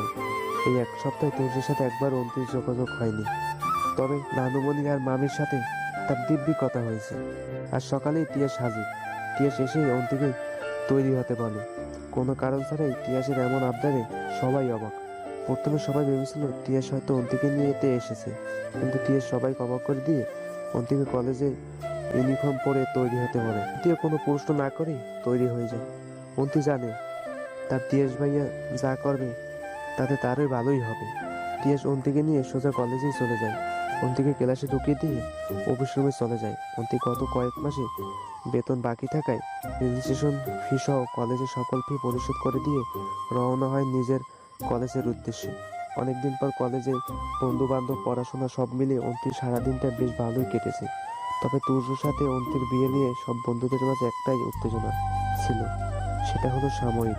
ক্লাস শেষ করে বাড়ি এসে সবার আগে তার বাবার কাছে চলে যায়। এটা অন্তির বরাবরই অভ্যাস। আজও অন্তির বাবার ঘরে এসে এরকম চমকে যায়। ঘরটা খালি, বিছানায় ফাঁকা পড়ে আছে, বাবা নেই। অন্তি একরকম ভয় পেয়ে দৌড়ে মায়ের কাছে চলে আসে। মা তখন রান্না করে রান্না করছিল, পাশেই দাদি মাকে হেল্প করেছিল। অন্তিকে দেখে অন্তি দাদি মুখ ঘুরিয়ে নেয়। বিয়ে হওয়া মেয়ে মানুষের আবার কিসের এত লেখাপড়া? আমরা তো এত লেখাপড়া করিনি, তাই বলে আমাগো কি বিয়া হয় নাই? আমরা কি সংসার করি নাই, নাকি বাচ্চা কাচ্চা মানুষ করি নাই? অন্তি দাদির কথায় কান দেয় না। বরাবরই অন্তি দাদির এই বিষয়গুলো নিয়ে বড্ড সমস্যা ছিল। অন্তি বেশ উদ্বিগ্ন কণ্ঠে মাকে প্রশ্ন করে, আম্মু, ঘরে তো বাবা নেই, বাবা কই গেছে? অন্তির মা অন্তিকে একটা ধমক দেয়। বলছি না কলেজ থেকে এসে জামা কাপড় না ছেড়ে বাবার ঘরে যাবি না? কিন্তু আম্মু, বাবা উনি কি একা কোথাও যেতে পারে? সব জায়গায় তো ধরে নিয়ে যেতে হয়। এবার অন্তি চুপ হয়ে যায়। পাশ থেকে অন্তি দাদি বলে ওঠে, পোলা খান কপাল গুনে জামাই পাইছো। অমন সোনার মতো জামাই একবার ফোন করা মাত্রই সব কাজ ফেলে শ্বশুর আব্বাকে দেখার জন্য ছুটে আইছে। অন্তি দাদির কথার মাথা বন্ধ না বুঝে মায়ের দিকে অবাক হয়ে তাকায়। এবার অন্তির মা বলতে শুরু করে, তুই বেরিয়ে যাবার পরপরই হঠাৎ করেই তোর বাবার শ্বাসকষ্ট শুরু হয়ে যায়। কোনো কুল কিনারা না পেয়ে তোর দাদি তুর্য বাবাকে ফোন করে সাথে সাথে ও ছুটে আসে আর তোর বাবাকে ডাক্তারের কাছে নিয়ে যায়। এবার আর অন্তি কিছুই বলে না, চুপচাপ নিজের ঘরে চলে যায়। প্রায় দুপুর তুর্যের গাড়ি অন্তিদের বাসার সামনে থামে। অন্তি ছুট লাগায় দরজা খোলার উদ্দেশ্যে। দরজা নক করার আগেই অন্তি দরজা খুলে দেয়। দরজা খোলার সাথে সাথে অবাক হয়ে যায়। তুর্য আর তিয়াস দুজনেই অন্তির বাবাকে ধরে রেখেছে, আর ঠিক তুর্য পাশেই জিনিয়া দাঁড়িয়ে আছে। অন্তি একবার তুর্যের দিকে তাকিয়ে চোখ নামিয়ে দেয়। অন্তি দরজার সামনে থেকে সরে দাঁড়াতেই দুই ভাই মিলে মামাকে ঘরে নিয়ে গিয়ে শুইয়ে দেয়। এরই মধ্যে অন্তির দাদিমা আবার বোনেরাও বেরিয়ে এসেছে। তুজু, তিয়াস আর জিনিয়াকে বেশ আপ্যায়ন করতে শুরু করে দেয় সবাই। কিন্তু অন্তি সেই তখন থেকে বাবার মাথার কাছেই বসে আছে। অন্তির দাদি অন্তিকে বেশ কয়েকবার ডাকে তুর্যুর কাছে বসার জন্য, কিন্তু অন্তি দাদির কথায় কোনো জবাব দেয় না। উল্টো সবার মুখের সামনে ধুম করে দরজাটা ভেতর থেকে বন্ধ করে দেয়। সবশেষে বাড়ি যাওয়ার সময় তুর্যর দাদি তুর্যকে চেপে ধরে অন্তিকে বাড়ি নিয়ে যাওয়ার জন্য। কিন্তু তুর্য একটাই কথা, ওর যেদিন মনে হবে ও আমার কাছে আসা উচিত, সেদিন নিজে থেকেই ফিরে আসবে। তুর্য এইটুকু বলে জিনিয়াকে নিয়ে বেরিয়ে যায়। তেজ বর্তমানে নীরব দর্শক মাত্র। এরই মাঝে অন্তির ফাইনাল এক্সাম শুরু হয়ে যায়। পরীক্ষার আগের দিন অন্তি একবার বাড়িতে গিয়েছিল টিএসের সাথে। যে কোনো পরীক্ষার আগেই ফুপি নিজে এসে অন্তির সাথে দেখা করে যেত। আবার পরীক্ষার দিন নফল রোজা ও রাখতো। তবে এখন আর কোনোটাই হবে না, এটা অন্তি জানে। তা থেকে অন্তি তো একবার যেতেই পারে তার ফুপির কাছে। শুধু ফুপির কাছে, ফুপির শাশুড়ির কাছে না।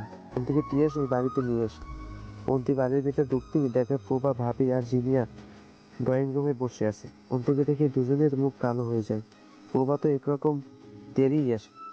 তুমি না বেশ দেনার দেখিয়ে চলে গিয়েছিলে, আবার নাকি মায়ের মুখের উপর বলেছো আর কখনো ফিরবে না।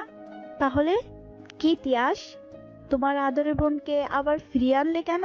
বেশ কিছু একটা বলতে গিয়েও থেমে যায়। আপাতত সে চাইছে না অন্তিকে কোনো মেন্টালি প্রেশার দিতে। বড় ভাবি, তোমার সাথে কোনো কথাই বলতে চাচ্ছি না, দয়া করে বলো আম্মু কোথায়। প্রভা কিছু বলতে যাবে তার আগে জিনিয়া বলে ওঠে, তিয়াস, তুমি নাকি বেশ ভদ্র, তোমার ভাইয়ের কাছে শুনেছি। তা বড় ভাবির সাথে কিভাবে কথা বলছো তুমি? আমি কি তা আপনার না দেখলেও হবে? আপনি যাকে দেখার জন্য এসেছেন তাকে দেখুন। তিয়াস আরো কিছু বলতে গিয়ে থেমে যায়। অন্তির সামনে আর কিছু না বলাই ভালো। আর কোনো কথা না বাড়িয়ে তিয়াস অন্তিকে নিয়ে যায় মায়ের কাছে।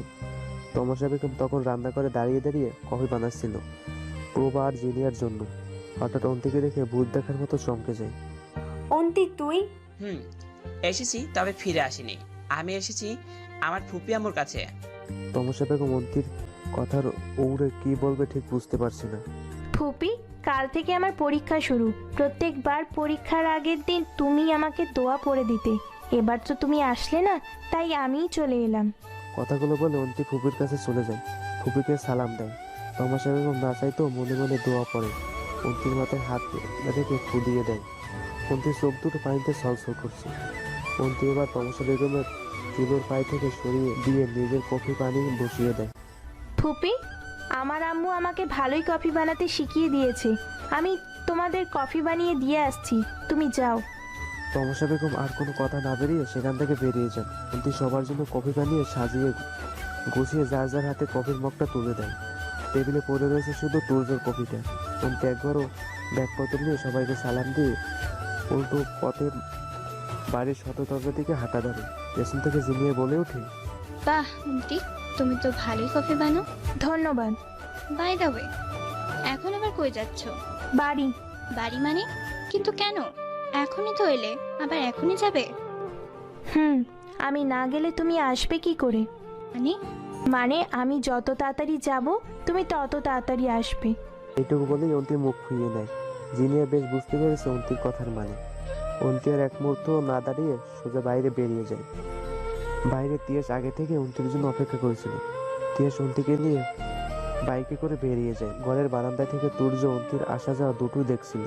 তুর্য অপেক্ষায় ছিল অন্তি হয়তো একবার আসবে, তার তুর্য ভাইয়ের কাছে আসবে, গাল ফুলিয়ে বলবে, দেখো ভাইয়া, আমি বলে তো পাস করবি, তুই তো পড়তেই বসিস না। তুমি আগের মতো পড়ালে ঠিকই আমি তোমার মতো রেজাল্ট করতাম, কিন্তু দেখিস অন্তু, তুই আমার থেকেও ভালো রেজাল্ট করবি। কথোপকথনগুলো শুধু কল্পনাতেই রয়ে গেল। অন্তি আসেনি, একবারও আসেনি। অভিমানগুলো যেন তুর্যর গলায় এসে দলা পাকিয়ে যাচ্ছে। ওরা চাইছে বৃষ্টি হয়ে জড়তে, কিন্তু এই যে পুরুষ মানুষদের কাঁদতে নেই, তারা নাকি তাদের জাত মান দুটোই যায়। তুর্য রাগে গম গম করতে করতে অন্তির দিকে এগিয়ে যায়। কিছু দূর গিয়ে আবার পিছনে ফিরে আসে। একটু পরেই অন্তির পরীক্ষা শুরু হবে। এখন অন্তির জন্য সামান্য মেন্টাল প্রেশারও অনেক খারাপ হতে পারে। পরীক্ষার কথা ভেবে তুর্য আর সামনে এগোয় না। চুপচাপ গাড়ির ভেতরে গিয়ে বসে সিগারেটটা জ্বালিয়ে নেয়। সিগারেটে হয়তো তুর্যকে ক্ষণিকের জন্য চুপ করিয়ে রাখতে পারবে। আজ অন্তির পরীক্ষার প্রথম দিন। যথারীতি তিয়াসার অথই অন্তিকে পরীক্ষার সেন্টারে নিয়ে আসে। অন্তির মা অন্তির বাবাকে একা বাসায় রেখে আসতে পারেনি। অন্তি পরীক্ষা হলে ঢুকতে যাবে, এমন সময় কানে আসে কারোর একজনের ডাক। অন্তি পিছন ফিরে তাকাতেই দেখে বড় খালামণি আর সাগর ভাইয়া পিছন থেকে অন্তিকে ডাকতে ডাকতে এগিয়ে আসছে। অন্তি খালামণিকে দেখে থেমে যায়। সত্যি বড্ড অন্যায় হয়ে গেছে। এত কিছুর মাঝে খালামণির সাথে একবারও কথা হয়নি। অন্তি খালামণিকে সালাম দেয়। অন্তির খালামণিও অন্তিকে দোয়া করে দেয়। একটু টুকটাক কথা বলে অন্তির খালামণি অথয়ের কাছে এগিয়ে যায়। অন্তি ভেতরে ঢুকতে গেলে সাগর পেছন থেকে অন্তিকে ডাক দেয়। অন্তি, ভাইয়া বলুন। আমার সাথে তো একটা কথাও বললে না। আসলে আমার হাতে বেশি সময় নেই, আমাকে ভেতরে যেতে হবে। ও আচ্ছা।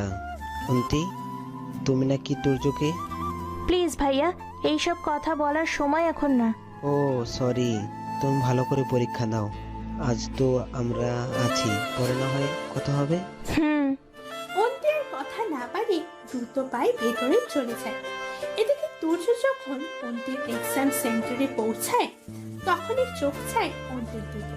প্রেমের পুরুষের চোখ এমনই হয়, হাজার লোকের ভিড়েও চোখ দুইটা প্রিয়সী হতেই চায়। তুর্য অন্তির দিকে এগোতেই দেখে সাগর অন্তির গা ঘেঁষে দাঁড়িয়ে আছে। রাগ যেন মুহূর্তের মধ্যেই তুর্যর মাথায় চলে গেল। তুর্য হাজার রাগ করলেও অন্তিকে আপাতত সে কোনো মেন্টাল প্রেশার দিতে চায় না। কই, সে তো একবারও আমার কাছে এলো না, অথচ সাগর ভাইকে ঠিকই খবর পাঠানো হয়ে গেছে। তুর্য গাড়িতে অপেক্ষা করে। অন্তির পরীক্ষা শেষ না হওয়া পর্যন্ত সে অপেক্ষা করে। অন্তি পরীক্ষা শেষ করে বের হতে তুর্য দ্রুত পায়ে এগিয়ে যায় অন্তির কাছে। তিয়াস তুর্যকে অন্তির কাছে যেতে দেখে অথৈকে আর অন্তির কাছে যেতে দেয় না। সাগর তো আগেই মাকে নিয়ে অন্তিদের বাড়িতে চলে গেছে। এদিকে হঠাৎ করে সামনে তুর্যকে দেখে অন্তি চমকে যায়। কিছুক্ষণ স্থির হয়ে অন্তি তুর্যর পাশ কেটে চলে আসতে দিলে তুর্য অন্তির হাত চেপে ধরে। কি করছেন? হাত ছাড়ুন। কি হলো? এটা কিন্তু একটা পাবলিক প্লেস। বাড়ি চল। বাড়িই তো যাব। তাহলে এত কথা বলছিস কেন? বলছি তার কারণ আমি আপনার সাথে কোথাও যাব না, আমি তিয়াস ভাইয়ার সাথে যাব, ছাড়ুন আমাকে। অন্তি এক ঝটকায় তুর্যর থেকে নিজের হাতটা ছাড়িয়ে নেয়। তুর্য এবার আরো শক্ত করে অন্তির হাত চেপে ধরে। যখন বলেছি যাবে তখন যাবে, আমার সাথেই যাবে। তুর্য বেশ গলা ভারী করে অন্তিকে ধমক দেয়। অন্তি এবার চুপ হয়ে যায়। তুর্য অন্তিকে গাড়িতে বসিয়ে দেয়। অন্তির মুখ গোমরা করে গাড়িতে বসে পড়ে। পরীক্ষা কেমন হয়েছে? আমি কিছু জানতে চেয়েছি। কি হলো? ভালো হয়েছে। ভালো হলেই ভালো। এবার দুইজনেই চুপ হয়ে যায়। দুইজনের মৌনতা কাটিয়ে অন্তি বলতে শুরু করে। তুর্য ভাইয়া প্লিজ, আমি ওই বাড়িতে যাব না। আমার 2 দিন পর আরেকটা পরীক্ষা আছে, আমাকে তো পড়তে হবে বলো। তুর্য অন্তির কথার কোনো জবাব দেয় না। সাগর কি আজ তোদের এখানে থাকবে? কিন্তু প্লিজ, আমি ওই বাড়িতে যাব না। চুপ, তোকে নিয়ে গেলে তো তুই যাবি। তুর্য অন্তিকে নিয়ে অন্তিদের বাড়িতে আসে। তুর্য গাড়িটা এক সাইডে পার্ক করতে চলে যায় আর অন্তি ছুট লাগায় বাড়ির ভেতরে যাওয়ার জন্য।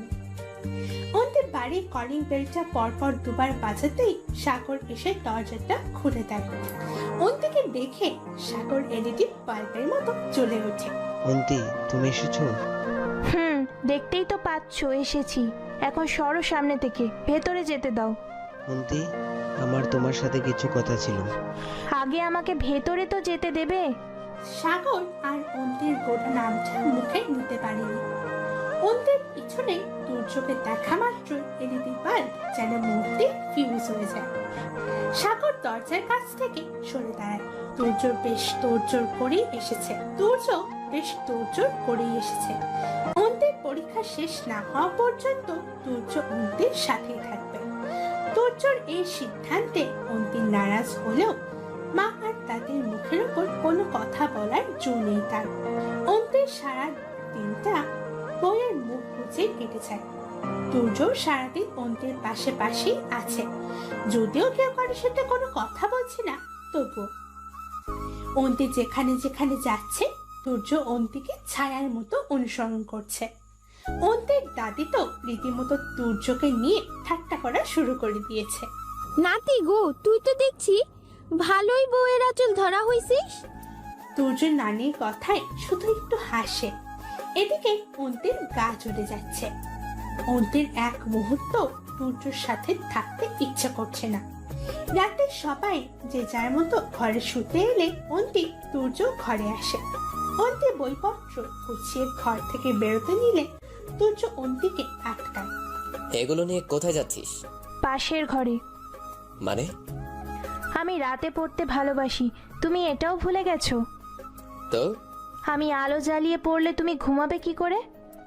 আমি কি তোকে বলেছি আমি ঘুমাবো? তাহলে চুপচাপ বইপত্র নিয়ে পড়তে বস। অন্তির আর অথয়ের ঘরে যাওয়া হয় না। অন্তির আগে কচকচ করতে করতে টেবিলে বই খাতা নিয়ে বসে পড়ে। বেশ কিছুক্ষণ চুপ থাকার পর অন্তির নীরবতা কাটিয়ে তুর্যর দিকে প্রশ্ন ছুড়ে মারে। কেন এসেছো এখানে? কি চাই আপনার? মানে এটাই বাড়িতে আপনার মেম সাহেবকে রেখে আবার আমার কাছে আসার কারণ? এক রাতে মন ভরেনি নাকি? তুর্য এবার নিজেকে সামলাতে পারে না, উঠে গিয়ে অন্তির গালে কষি একটা চড় মারে। অনেক সাহস হয়েছে তোর। ওই যে একদিন বলেছিলাম তুই আমার থুতু ফেলারও যোগ্য না। তো যাও না, যে তোমার যোগ্য তার কাছে যাও। আমাকে তুর্য এবার অন্তিকে শক্ত করে দেওয়ালের সাথে চেপে ধরে। নিজের বউকে অন্যের হাতে তুলে দেওয়ার মতো প্রেমিক পুরুষ আমি নই। তোর সাগর ভাই যেদিন এখান থেকে চলে যাবে সেদিনে আমি এখান থেকে চলে যাব। অন্তির ছলছল চোখে তুর্যর দিকে তাকায়। তোমার মেম সাহেব তোমাকে আমার কাছে থাকতে দিবে তো? তুর্য কথা সম্পূর্ণ করার আগে তুর্যর ফোনটা বেজে ওঠে। ওই দেখো, তোমার মেম সাহেবের ডাক পড়েছে বোধহয়। অন্তি কথাটা বলে তুর্যর কাছ থেকে নিজেকে ছাড়িয়ে নেয়। তারপর দরজা খুলে বাইরে চলে আসে। অন্তি কান্না করতে করতে বাড়ির উঠানে আসতেই চোখ যায় উঠানের শেষ প্রান্তে দাঁড়িয়ে থাকা দুজন ছায়া মূর্তির দিকে। মৃদু চাঁদের আলোয় আছে সবকিছু। অন্তি দেখতে পায় দুজন ছায়া মূর্তি একে অপরের সাথে লেপটে দাঁড়িয়ে আছে। অন্তি মৃত পায়ে এগিয়ে যায় সে। অন্তির ছুটে ঘরে আসার সময় দরজার কাছে এসে হুড়মুড়িয়ে পড়তে দিলে কেউ একজন অন্তির কোমর জড়িয়ে ধরে। অন্তি প্রথমে তুর্য ভাবলেও পরে বুঝতে পারে এটা তুর্যর ছোঁয়া নয়। অন্তির ঝটপট হাতটা ছাড়িয়ে নেয়। পেছনে ফিরে তাকাতেই দেখে সাগর দাঁত কপাটে বের করে হাসছে। অন্তির কাছে সাগরের হাসিটা কেমন যেন অস্বস্তিকর মনে হয়। অন্তি সাগরের পাশ কেটে যেতে নিলে সাগর আবার অন্তিকে আটকে দেয়। অন্তি, সাগর ভাই, আপনাকে কতবার বলেছি আমাকে অন্তু বলবেন না। পারে তুর্য তো বলে। তুর্য ভাইয়া আপনার চেয়ে বড়, বড়দের নাম ধরে ডাকতে নেই, জানেন না? ওহ সরি, তুর্য ভাইয়া এবার হয়েছে। তো তুর্য ভাইয়া ডাকলে কেন? সমস্যা? না আমি ডাকলে যত দোষ। আপনি আর তুর্য ভাইয়া এক হলেন বুঝি? তাই নাকি? হ্যাঁ তাই। অন্তির কথাগুলো বলে চলে যেতে দিলে সাগর অন্তির পথ আটকে দাঁড়ায়। তুমি তুর্য ভাইয়াকে কেন বিয়ে করলে? মানে তুমি না আমাকে ভালোবাসতে, তাহলে ওই তুর্যকে কেন বিয়ে? সাগর ভাই, আপনার মাথাটা কি খারাপ হয়ে গেছে? কেন? কি বলছেন এসব? অন্তি, তোমাকে না বলছি আমাকে ভাইয়া বলবে না। কথাটা বলেই সাগর অন্তির বাহু চেপে ধরে। শোনেন সাগর ভাই, আমি মোটেও আপনাকে। অন্তি কথাটা বলতে গিয়ে কারণ গলা ছাড়ার আওয়াজে থেমে যায়। অন্তি পিছনে ফিরে তাকাতেই দেখে তুর্য দুই হাত বুকের কাছে ভাঁজ করে দেওয়ালের সাথে হেলান দিয়ে দাঁড়িয়ে চোখ বড় বড় করে অন্তির আর সাগরের দিকে তাকিয়ে আছে। অন্তি তুর্যর দিকে তাকাতেই অন্তির গলা পর্যন্ত শুকিয়ে যায়। অন্তি তুর্যকে কিছু বলতে যাবে তার আগেই তুর্য বলতে শুরু করে, হয়ে গেছে তোমাদের গোপন কথা? না মানে আসলে এত রাতে ঘর ছেড়ে বর ছেড়ে যখন কোনো মেয়ে তার প্রাক্তনের সাথে ঢলাঢলি করতে আসে, তখন তাকে কোন শ্রেণীর মেয়েদের সাথে তুলনা করা হয় জানিস? সাগর কিছু একটা বলতে যাবে তার আগেই তুর্য সাগরকে ধমকিয়ে থামিয়ে দেয়। অনেক সাহস বেড়ে গেছে তোর, তাই না? সেদিনের পিটানির কথা ভুলে গেলি নাকি? আবার মনে করিয়ে দিতে হবে। তাহলে যা, হা করে দাঁড়িয়ে আছিস কেন? সাগর মাথা নিচু করে সেখান থেকে একরকম পালিয়ে যায়। এদিকে অন্তি চুপচাপ মুখের তালা এঁটে দাঁড়িয়ে আছে। তুর্য অন্তির কাছে গিয়ে অন্তির হাত চেপে ধরে। তোর কলেজে আসলেই অনেক বড় হয়ে গেছে, না হলে আমি থাকা অবস্থায় কি আর বলবো তোকে। আসলেই তোর সাহসের তারিফ করতে হয়। তুমি just keep your mouth shut. অন্তি আর কিছু বলে না, তুর্যও কথা বাড়ায় না। অন্তিকে টেনে ঘরে নিয়ে এসে বিছানায় শুয়ে লাইট অফ করে দেয়। অন্তিও চুপচাপ শুয়ে আছে। কিছুক্ষণ পর তুর্য বিছানায় এসে ধপ করে উল্টো দিকে ঘুরে শুয়ে পড়ে। অন্তি তুর্যর কাছে এমনটা আশা করেনি। সে ভেবেছিল তুর্য হয়তো রাগের মাথায় কিছু একটা করে বসবে, হয়তো জোর করবে আগের মতো। কিন্তু তুর্য শান্ত হয়ে অন্যদিকে ফিরে আছে। অন্তি অনেকক্ষণ অন্য পাশ ফিরে শুয়ে আছে, কিন্তু ঘুম আসছে না। বলতে গেলে উঠানে এমন কিছু দেখার পর থেকে অন্তির মাথা কাজ করছে না। কবে এত কিছু ঘটে গেছে দুজনের, তা অন্তি কেন? সবারই হয়তো অজানা। কিন্তু যা ঘটছে তা কি ঠিক? ফুপি কি মানবে? হাজারো চিন্তা মাথায় ঘুরছে অন্তির। অন্তির বার কয়েক এপাশ ওপাশ করেও তুর্যকে কিছু একটা বলতে গিয়েও থেমে যায়। এবার অন্তির শোয়া থেকে উঠে তুর্যের উপর ঝুঁকে পড়ে দেখার জন্য যে তুর্য ঘুমিয়েছে কিনা।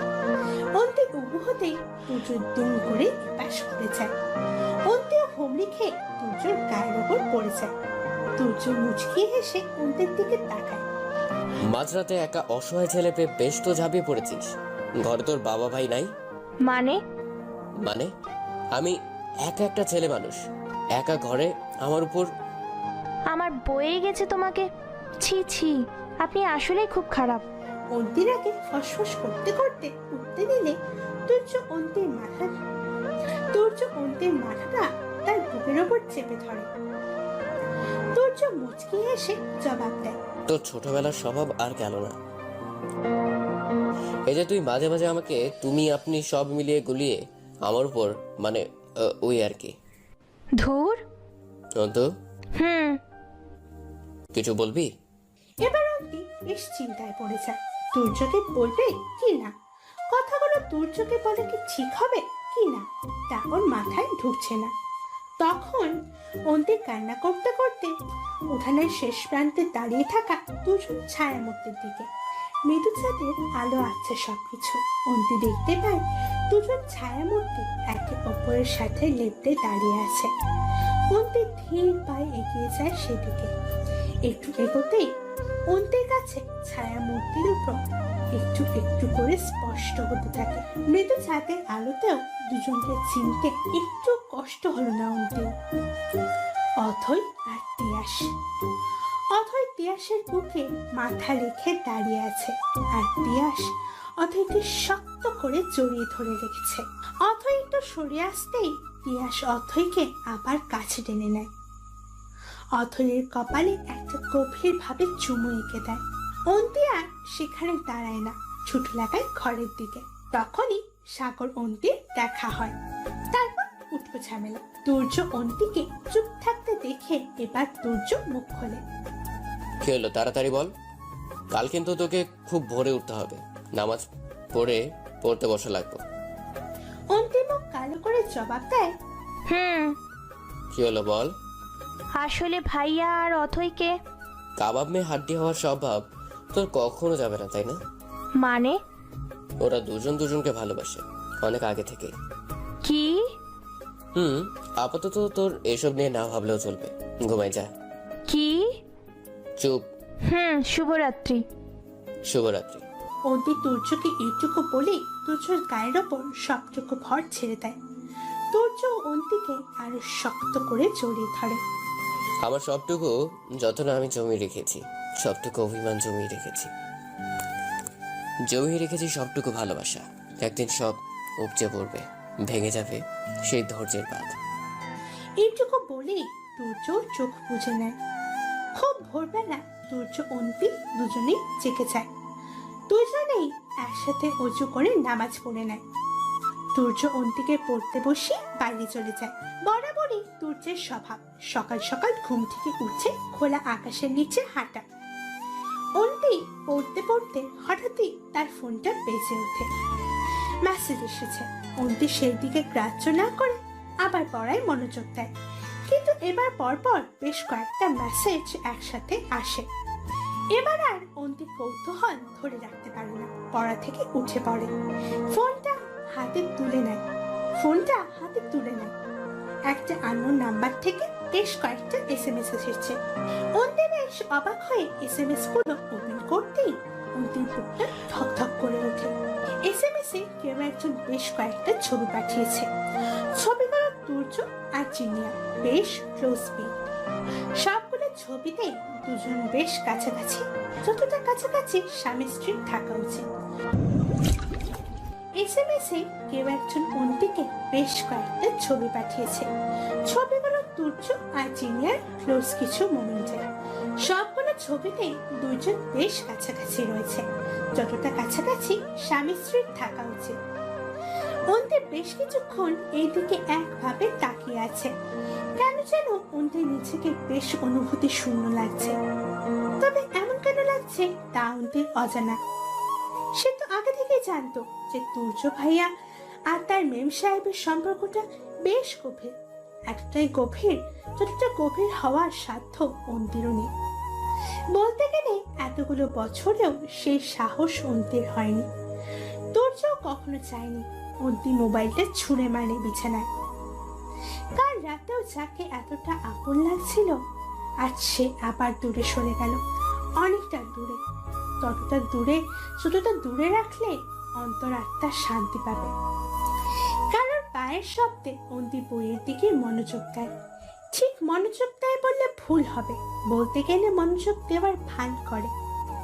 অন্তির দাদি রাগে ফসফস করতে করতে অন্তির দিকে ধেয়ে আসছে।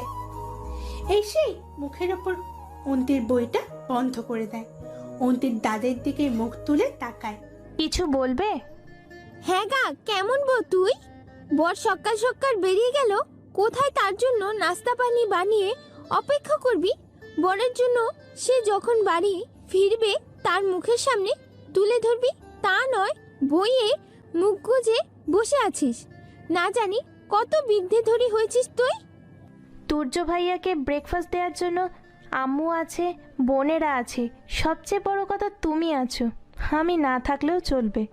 বেদ্যপ মেয়ে, স্বামীকে ভাই বলে ক্যাডায়, আর স্বামীকে সোহাগ না করলে সোহাগ পাবি তুই? তোমার নাতি যাকে সোহাগ করে শান্তি পাবে তাকেই করুক, আমি কিছুই বলবো না। এ কেমন কথা? হ্যাঁ, কেমন বউ তুই? আমি বউ? শুধু বিয়ে হলেই কি বউ হওয়া যায়? কি বলিস তুই? ঠিকই বলছি দাদিমণি, যেমন সব প্রেম ভালোবাসা হয় না, তেমন সব বিয়েতেই স্বামী স্ত্রী হওয়া যায় না। বিদ্যুৎ কিছুক্ষণ অন্তের দিকে অপলক দৃষ্টিতে তাকিয়ে থাকে। অন্তের ছলছল চোখ দিদুনের চোখ এড়ায় না। উনি তুর্য আর অন্তের বিষয়টা যতটা স্বাভাবিক ভেবেছিলেন, ব্যাপারটা ততটা স্বাভাবিক নয়। উনি অন্তিকে কিছু একটা বলতে গিয়েও থেমে যান। তুর্য এলে দুজনকে নিয়ে একসাথেই বলবেন উনি। তুর্য এলে দুজনকে নিয়ে একসাথেই বসবেন উনি। এদিকে এই একদিনে জিনিয়া প্রায় হাঁপিয়ে উঠেছে এই বাড়িতে। তুর্যকে ছাড়া জিনিয়ার কাছে যেন গোটা বাড়িতে শূন্য, কোথাও কিছু নেই, কেউ নেই। তবে তুর্য আর পিয়াস বাড়িতে না থাকায় প্রভার জিনিয়ার বেশ সুবিধা হয়েছে তমসা বেগমের মন গলাতে। আপাতত তিনি পণ করেছেন ওই মেয়েকে আর বাড়িতে তুলবেন না। তুর্য যদি ফিরে আনতে চায় তবে তিনি সোজা বলে দেবেন, হয় এই মেয়ে এই বাড়িতে থাকবে, না হয় আমি। জিনিয়া, প্রভা আর তন্ময় মানে তুর্যর বড় ভাই বাড়িতে এসে সোফায় গা এলিয়ে দেয়। তিনজন প্রায় ভোরের দিকে বেরিয়েছিল, কোনো এক বিশেষ কাজে বেরিয়েছিল তিনজনই। যদিও আরো পরে বেরোনোর কথা ছিল, তবে জিনিয়া আর অপেক্ষা করতে চাইছিল না, তাই সকাল সকালে বেরিয়েছে দুজনেই। তমসা বেগম তিনজনের জন্য চা বানিয়ে এনে সোফার টেবিলটাতে রাখেন। প্রভা আর জিনিয়ার মুখে কেমন যেন খুশি ছেলে লক্ষ্য করছেন তমসা বেগম। তবে তন্ময় মুখটা কেমন যেন কালো করে রেখেছে। তমসা বেগম তিনজনকেই উদ্দেশ্য করে প্রশ্ন করেন, এত সকাল সকাল কোথায় গেছিলে তোমরা?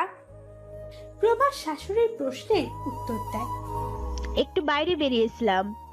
আসলে জিনিয়া তো বাংলাদেশে প্রথম এসেছে, তাই ওকে একটু সকালের আবহাওয়া দেখাতে গিয়েছিলাম আর কি। ও। তমসা বেগম সেখান থেকে উঠতে নিলে দেখে তন্ময়ের চোখ মুখ কালো করে সোফায় হেলান দিয়ে চোখ বুজে আছে। তমসা বেগম এবার তন্ময়কে প্রশ্ন করে, কি হয়েছে? আম্মু, ওর একটু মাথা ব্যথা করছে। ও আচ্ছা। তমসা বেগম চলে যেতে জিনিয়া এবার প্রভার দিকে ঘুরে বসে। প্রভাবী, তুমি অন্তু নাকি অন্তি ওদের বাড়ি চিনো? একবার গিয়েছিলাম, তবে এত মনে নাই। ও আচ্ছা, কেন? কেন আবার, যেতাম একবার তুর্যর কাছে, আই মিন অন্তিকে দেখতে। কথাটা বলে জিনিয়া হেসে দেয়। প্রভা জিনিয়ার সাথে তাল মিলিয়ে হাসতে থাকে। আমি না চিনলে কি হবে, তন্ময় চিনে, তন্ময় নিয়ে যাবে আমাদের। কথাটা বলে প্রভা আর জিনিয়া দুজনেই তাকায় তন্ময়ের দিকে। তন্ময় চুপচাপ দুজনের দিকে তাকিয়ে আছে। কি হলো বলো, নিয়ে যাবে না? তোমরা আবার কেন যাবে সেখানে? তুর্যের জন্য। তোমার এত কথা কিসের? নিয়ে যেতে বলেছি, নিয়ে যাবে। না মানে এভাবে হঠাৎ করে মামার বাসায় যাওয়া ঠিক হবে? কেন হবে না? আমরা গিয়ে বলবো মামাকে দেখতে এসেছি, আর সাথে এটাও বলবো বাড়ির নতুন বউকে নিতে এসেছি। যদিও ওই মিডিল ক্লাস ফিরবে বলে মনে হয় না, তবুও বেশ মজা হবে কিন্তু। কথাগুলো বলেই প্রভা হাসতে শুরু করে, আর সাথে জিনিয়াও। তবে তন্ময়ের মুখে হাসি নেই, আসলেই নেই। খুব ছোটবেলা থেকে মামাদের সাথে তন্ময়, পিয়াস, তুর্যর সম্পর্কটাই আলাদা ছিল। তুর্য হওয়ার বেলায় তন্ময়ের খুব ইচ্ছে ছিল বোন হবে, তবে ভাই হলো। পিয়াসের বেলায় একই ঘটনা, সেবার তন্ময়ের মন খারাপ দেখে কে। তারপর যখন অন্তি হলো, তখন মামা তন্ময়ের কোলে অন্তিকে তুলে দিয়ে বলেছিল, এই নে তোর বোন, পুতুল বোন। তুই কিন্তু বড় বোনকে সবসময় দেখে রাখবি, আমার পরে তুই তো এবারে বড় ছেলে। কথাগুলো মনে যেতেই তন্ময়ের চোখ মুখ আরো বেশি কালো হয়ে আসে। মামা ছাড়া ওরা যে বড্ড অসহায়। কোথায় আমার উচিত ওদের পাশে দাঁড়ানো তা নয়। তন্ময় না চাইতেও প্রভা তন্ময়কে একরকম জোর করে অন্তিদের বাড়িতে নিয়ে যায়। এদিকে তুর্যকে নিয়ে এ বাড়ির সবাই বেশ চিন্তায় পড়ে গেছে। সেই সকালে ছেলেটা হাঁটতে বেরিয়েছে, অথচ এখনো ফেরেনি। তবে অন্তি সেসবের মধ্যে নেই। সে একবারও ঘরের উপর পা রাখেনি। প্রায় বেশ কিছু সময় পর তুর্য ফিরে আসে। তার নাকি কোনো এক ছোটবেলায় বন্ধুর সাথে দেখা হয়েছিল, তাই দেরি হয়ে গেল। অন্তি না চাইতেই তাকে তুর্যের কাছে যেতে হয় দাদির জোরে। অন্তি তুর্যকে পানি আর তোয়ালে এগিয়ে দেয়। তুর্য অন্তিকে দেখে রেগে যায়। কাল দিন পর তোর পরীক্ষা, তুই এখন এসব করে বেড়াচ্ছিস? করছি তো। আমাদের বড়বউ খেলার বরের সেবা যত্ন করছি। মানে? দাদিমণি বলেছে তাই। ও, আমি ভাবলাম যাই হোক, অনেক সেবা করেছিস। এখানে অধৈর্য না সবাই আছে, তুই গিয়ে পড়তে বস। অন্তির দাদি তুর্যর কথায় কিছু বলতে গিয়েও চুপ হয়ে যায়। অনেক কিছু তার বলতে ইচ্ছা করছে, কিন্তু বলতে পারছে না। এদিকে অন্তি ঘরে ছেড়ে নিয়ে বাড়ির কলিং বেলটা বেঁচে ওঠে। অন্তির দরজার দিকে যেতে নিলে তুর্যই উঠে যায় দরজা খুলতে। তুর্যর দরজা খুলে একটু সরে দাঁড়াতে কেউ একজন তুর্যকে জড়িয়ে ধরে। অন্তি সেই দিকে তাকে মুচকি হেসে ভিতরে চলে যায়। এদিকে অন্তির দাদির চোখ দুটো রসগোল্লার মতো করে সেদিকে তাকিয়ে আছে। এদিকে অন্তির দাদি চোখ দুটো রসগোল্লার মতো করে সেই দিকে তাকিয়ে আছে। তার এত আদরের নাতিকে নাকি তার এই বউয়ের সাথে একটা অন্য মেয়ে ছেলে জড়িয়ে ধরে রাখে, তাহলে এটাই আসল ব্যাপার। তুর্য দরজা খুলে একটু সরে দাঁড়াতেই কেউ একজন তুর্যকে জড়িয়ে ধরে। অন্তি সেদিকে তাকিয়ে মুচকি হেসে ভেতরে চলে যায়। এদিকে অন্তির দাদি চোখ দুটো রসগোল্লার মতো করে সেদিকে তাকিয়ে আছে। তার এত আদরের নাতিকে নাকি তারই বইয়ের সামনে একটা মেয়ে ছেলেকে জড়িয়ে ধরে রেখেছে, তাহলে এটাই আসল ব্যাপার। তুর্য হঠাৎ করে জিনিয়াকে দেখে একরকম অবাকই হয়ে যায়। তার উপর এমন উদ্ভট কাণ্ড দেখে এবার তো বেশ লজ্জা করছে তুর্যর। তুর্য জিনিয়াকে ঠেলে নিজের কাছ থেকে দূরে সরিয়ে দেয়। এতে জিনিয়া রেগে গেলেও নিজেকে সামলে নেয়। এমন করলে কেন? তোমাকে বলেছি না এমন ভাবে যেখানে সেখানে আমাকে হাক করবা না। তুমি তো জানো তোমাকে বেশি দিন না দেখলে। অন্তির দাদি দুজনকে মাঝখানে থামিয়ে দেয়। তুর্য জিনিয়ার সামনে থেকে সরিয়ে দিয়ে নিজে সেখানে দাঁড়িয়ে যায়। জিনিয়ার দিকে তাকিয়ে প্রশ্ন ছুড়ে মারে, তুমি কে? তোমাকে তো চিনলাম না, আগে কখনো তো দেখিনি। প্রভা মাঝখানে কথা বলতে গেলে অন্তির দাদি প্রভাকেও থামিয়ে দেয়।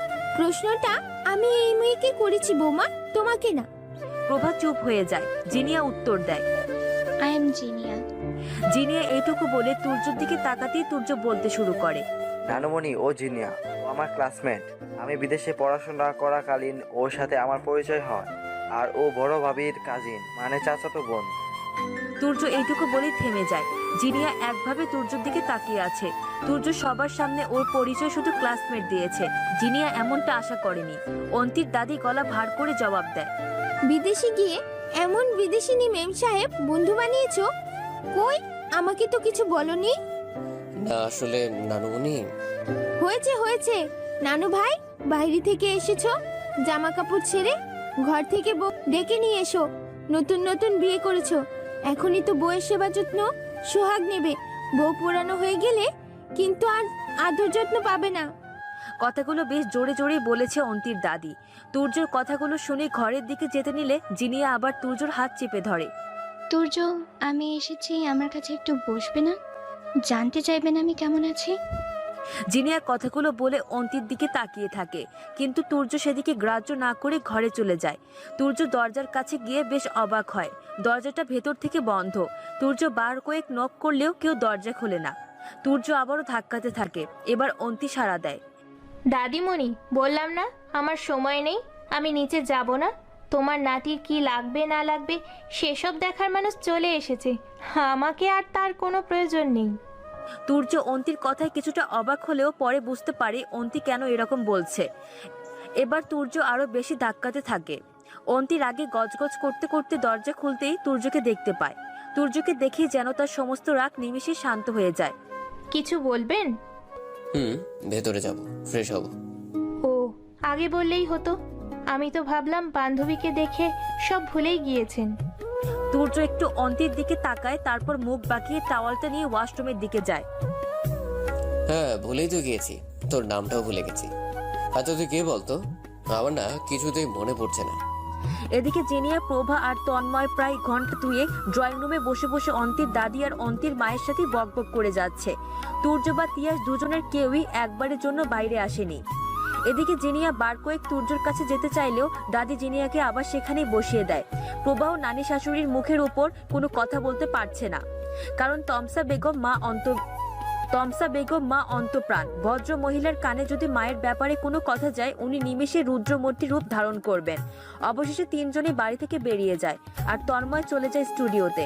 ছবিগুলো এডিট করিয়েছে জিনিয়া, সেটা বিল পেমেন্ট করাতে। তিয়াসের মনে বেশ অপরাধ বোধ কাজ করছে। কেন এমন করলো সে? কেনই বা ওই অসহায় মেয়েটার জীবন এভাবে না ঠিক হচ্ছে না, এটা তবে তার কিছু করার নেই। এদিকে সারাদিন অন্তি বইয়ের পাতায় মুখ গুজে আছে, আর তুর্য কখনো মোবাইলে, কখনো বা মামার পুরনো বইয়ে চোখ বুলাচ্ছে। অন্তিও তুর্যর দিকে মুখ তুলে তাকাচ্ছে না, আর তুর্য। অবশেষে অন্তির এমন ব্যবহারে তুর্য বেশ বিরক্ত হয়। হাতে একটা সিগারেট নিয়ে ঘরের মধ্যেই জ্বালায়। বলতে গেলে অন্তিকে দেখিয়ে দেখিয়ে। অন্তি স্মোক করা একদম পছন্দ করে না। অন্তি বার দুয়েক তুর্যর দিকে চোখ রাঙিয়ে তাকালেও তুর্য সেদিকে গ্রাহ্য করে না। এবার অন্তি বইপত্র নিয়ে সেখান থেকে উঠে চলে যায়। সিগারেটের ধোঁয়া তার একদম সহ্য হয় না। এদিকে তুর্য ডুব দেয় অতীতের পাতায়। সেদিন দিনটা ঠিক মনে নেই, তবে ঘটনাগুলো এখনো স্পষ্ট। সেদিন ধুম জ্বর নিয়ে তুর্য ছুটেছিল অন্তির কাছে। অন্তিকে না দেখে সে আর থাকতে পারছিল না। প্রিয়তমার প্রতি অনুভূতিগুলো এমনই হয়, দূরত্ব যত বাড়ে হৃদয়ে ভালোবাসার অনুভূতিগুলো আরো তীব্র হয়। টানটাও বেশ জোরালো হতে শুরু করে। সেদিন অন্তি তুর্যকে অপমান করেছিল। তুর্যকে যখন অন্তির কাছে কথাটা বলি, তুর্য অন্তির হাত ধরে জোরে হ্যাচকা টান দিয়ে অন্তিকে বুকের সাথে জড়িয়ে নেয়। এবার অন্তি রেগে গিয়ে তুর্যর গালে ঠাটিয়ে একটা চড় মারে। লম্পট কোথাকার, একটা মেয়ের সর্বনাশ করে স্বাদ মেটেনি, এখন এসেছ আমার সর্বনাশ করতে? তুর্য অন্তির এমন ব্যবহারে বেশ হকচকিয়ে গেছে।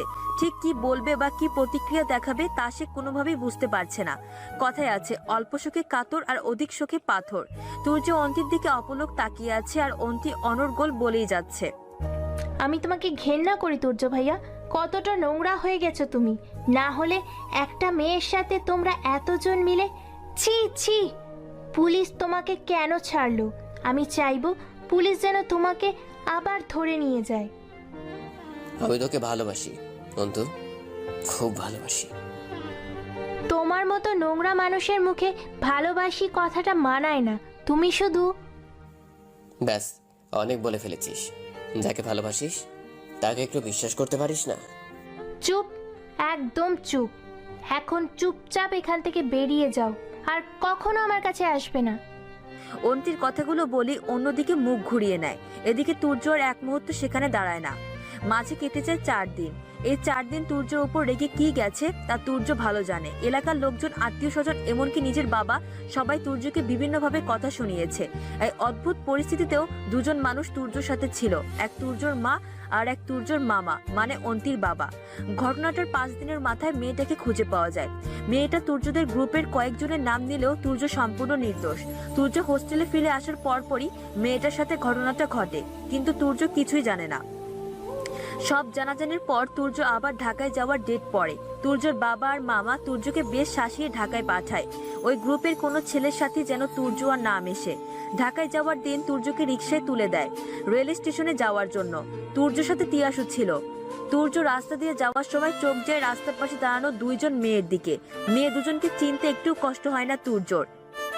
রিকশার কাছাকাছি আসতেই তিয়াস চিৎকার করতে থাকে, ভাইয়া দেখো, অন্তি আর অথ।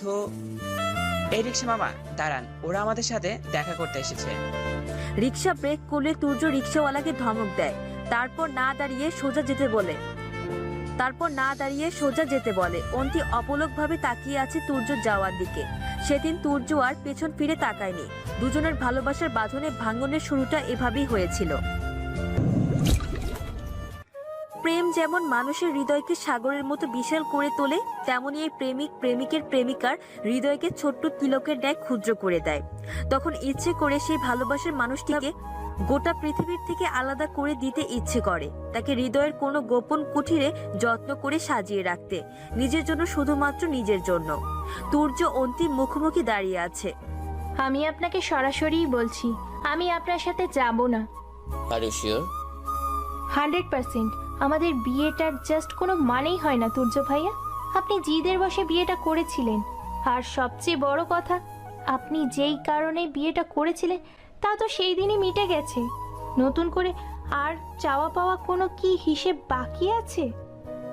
অন্তি কথাগুলো বলে মুখ ফিরিয়ে নেয়। অন্তির পরীক্ষা আজই শেষ হয়েছে। পরীক্ষার এই কদিন তুর্য অন্তির কাছেই ছিল। অন্তি আর তুর্য বেশ কাছাকাছি ছিল। এই কদিনে দুজন কাছাকাছি থাকলেও দুজনের মধ্যে দূরত্ব ছিল যেন আকাশ ছোঁয়া। কথাই আছে, পাশাপাশি থাকলেও যেমন কাছে থাকা যায় না, তেমন দূরে থাকলেও সেই দূরত্বটা কাছাকাছি থাকার চেয়ে অনেক বেশি গভীর হয়। তুর্যের দূরত্ব ভাঙতে চাইলেও অন্তি চায়নি, অন্তি হয়তো চাইলেও পারতো না। অন্তি যখনই তুর্যকে দেখতো তখনই বারবার চোখের সামনে ভেসে উঠত তুর্য আর জিনিয়ার সেই ছবিগুলো। একটা মেয়ে পাহাড় সমান দুঃখ কষ্ট মানিয়ে নিতে পারলেও নিজের স্বামীকে অন্য কারোর সাথে মানিয়ে নিতে পারে না। ডায়লগটা বড্ড পুরনো হলেও কথাটা চিরন্তন সত্য। এর মাঝে একবার জিনিয়ার সাথে অন্তির কথা হয়েছে গোপনে। বার জিনিয়া অন্তিকে একটা কথাই বলে গেছে, তুর্যকে ভালোবাসার যোগ্যতা তোমার নেই। তুমি নোংরা, অসভ্য, অযোগ্য একটা মেয়ে। একজন পুরুষ তোমার জীবনে থাকা অবস্থায় আরেক পুরুষের সাথে। অন্তি আর কোনো কথা বাড়ায়নি। অন্তির আর বুঝতে বাকি থাকে না যে অন্তি, তুর্য আর সাগরের অতীতে সবকিছু জিনিয়া জানে। হয়তো তুর্যই জানিয়েছে, তুর্য ছাড়া কেই বা জানানোর আছে। সব মিলিয়ে অন্তির মনে যে অভিমানের পাহাড় জমে গেছে তা ভাঙা এত সহজ নয়, হয়তো কখনো ভাঙবেও না। তুর্য অন্তিকে নিজের দিকে ঘুরিয়ে নেয়। অন্তির থুতনি ধরে মুখটা উঁচু করে তুলে ধরে, অন্তির চোখে চোখ রাখে। অন্তু, অনেক তো হলো মান অভিমানের অধ্যায়, এবার না হয়। অন্তি এক ঝটকায় আমার হাতটা সরিয়ে দেয়। আমি ডিভোর্স চাই। কি? কথাটা শুনে তুর্য বেশ বড়সড় ধাক্কা খায়। আমি সত্যিই চাই, মুক্তি চাই তোমার থেকে। কথাটা ভেবে বল। ভালো থাকিস। হ্যাঁ, খুব ভালো থাকবো আমি। সেদিন তুর্য অন্তির কথা ওখানে শেষ হয়ে যায়। তুর্য চলে যায়। অন্তির মা, বোন, দাদি কারো ডাকি সেদিন তুর্য আটকাতে পারেনি। অন্তি অবশ্য তুর্যকে ডাকেনি, একটি বারও ডাকেনি। অন্তির ধারণা মানুষটা অনেক আগে চলে গেছে, অনেক দূরে, তার থেকে শত সহস্র মাইল দূরে, তাই তাকে ডেকেও লাভ হবে না। এদিকে তিয়াস অন্তিকে অনেকবার বোঝানোর চেষ্টা করে, আবার নিজেও বোঝার চেষ্টা করে দুজনের মাঝে ঠিক কি হয়েছে। তবে সবকিছু তার ধ্যান ধারণার বাইরে। না অন্তি তুর্যকে নিয়ে কোনো কথা বলছে, না কাউকে বলতে দিচ্ছে, এমনকি চূর্ণ মৌন ব্রত পালন করছে। সব মিলিয়ে সবকিছু বেশ জট পাকিয়ে গেছে। মাঝে কেটে গেছে প্রায় একটা মাস। অন্তি এখন খুব ব্যস্ত পড়াশোনা নিয়ে। তাকে ভালো হতে হবে, খুব ভালো। তুর্য ভাইয়ের চেয়েও ভালো কিছু করতে হবে তাকে, মাথা উঁচু করে বাঁচতে হবে তাকে। এখন অন্তি যখন নিজের জীবনে ডালাপালা মেলাতে ব্যস্ত, তখন তুর্য ব্যস্ত নিজেকে গুটিয়ে নিতে। নতুন চাকরিতে জয়েন্ট করার পূর্বেই রিজাইন দিয়ে দিয়েছে তুর্য। এদিকে অন্তি নামক পাখিটাকে মুক্ত করার সমস্ত ব্যবস্থা প্রায় করে ফেলেছে সে। এবার সত্যি সত্যি এদেশ থেকে সারা জীবনের জন্য সে নিজের পাঠ চুকিয়ে নিতে চায়। সব মিলিয়ে দুজনের পথ দুদিকে ছুটে গেছে। বর্তমানে তমসা বেগমের নাজেহাল অবস্থা। একদিকে যেমন তার বড় বউ, আরেকদিকে হুকুম জারি করছে, তার উপর এই দুদিনের অতিথি পাখিটাও তাকে কথায় কথায় ঝাড়ছে। কোনো কিছু একটু 19-20 হলে জিনিয়ার সাথে সাথে তাকে চার পাঁচটা কড়া কথা শুনিয়ে দেয়। আজকাল প্রভার আচরণও মনের ক্যানভাসে বাঁধিয়ে রাখার মতো। তমসা বেগম মনে প্রাণে চাইছেন এই অতিথি পাখিটাকে বিদায় করতে, তবে এ পাখি যে খালি হাতে যাবার নয় তা তিনি বেশ ভালোই বুঝতে পেরেছেন। যদি জিনিয়ার যাওয়ার হয় তো তুর্যকে নিয়েই যাবে, আর যদি থেকে যাওয়ার হয় তবু তুর্য সাথেই থাকবে। তুর্য ছাড়া সে আর কিচ্ছু চায় না, কাউকে চায় না। তুর্য আজকাল কোনো কিছুতেই নিজেকে জড়ায় না।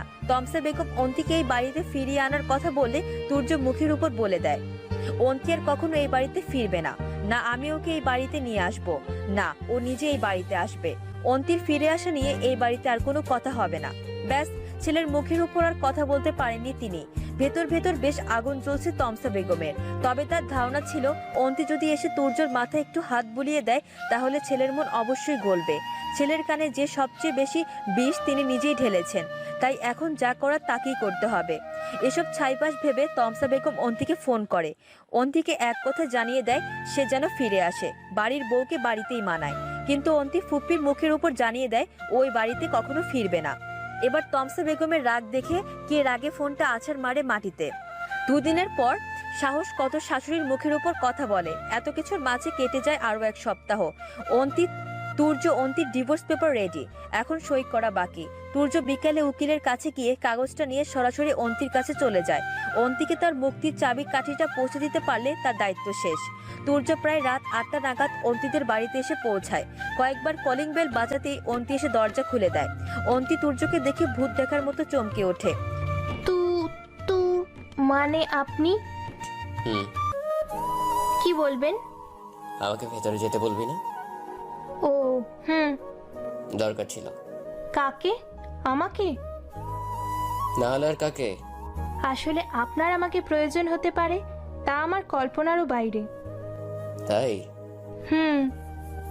বেশ ভালো। তুর্য ভেতরে ঢুকেই দেখে গোটা বাড়িতে পিনপিনে নীরবতা। বেশ কৌতূহল নিয়ে তুর্য অন্তিকে জিজ্ঞাসা করে, মামিরা কই? নেই, সবাই নানু বাড়ি গেছে। আজ নানুর মিলাদ ছিল, তাও তো ভুলে গেছো। তুই যাসনি? না, আমার পড়া আছে। বাড়িতে তুই একা নাকি? একা কই, বাবা আছে তো। শুধু মামা? আর কেউ নেই? না।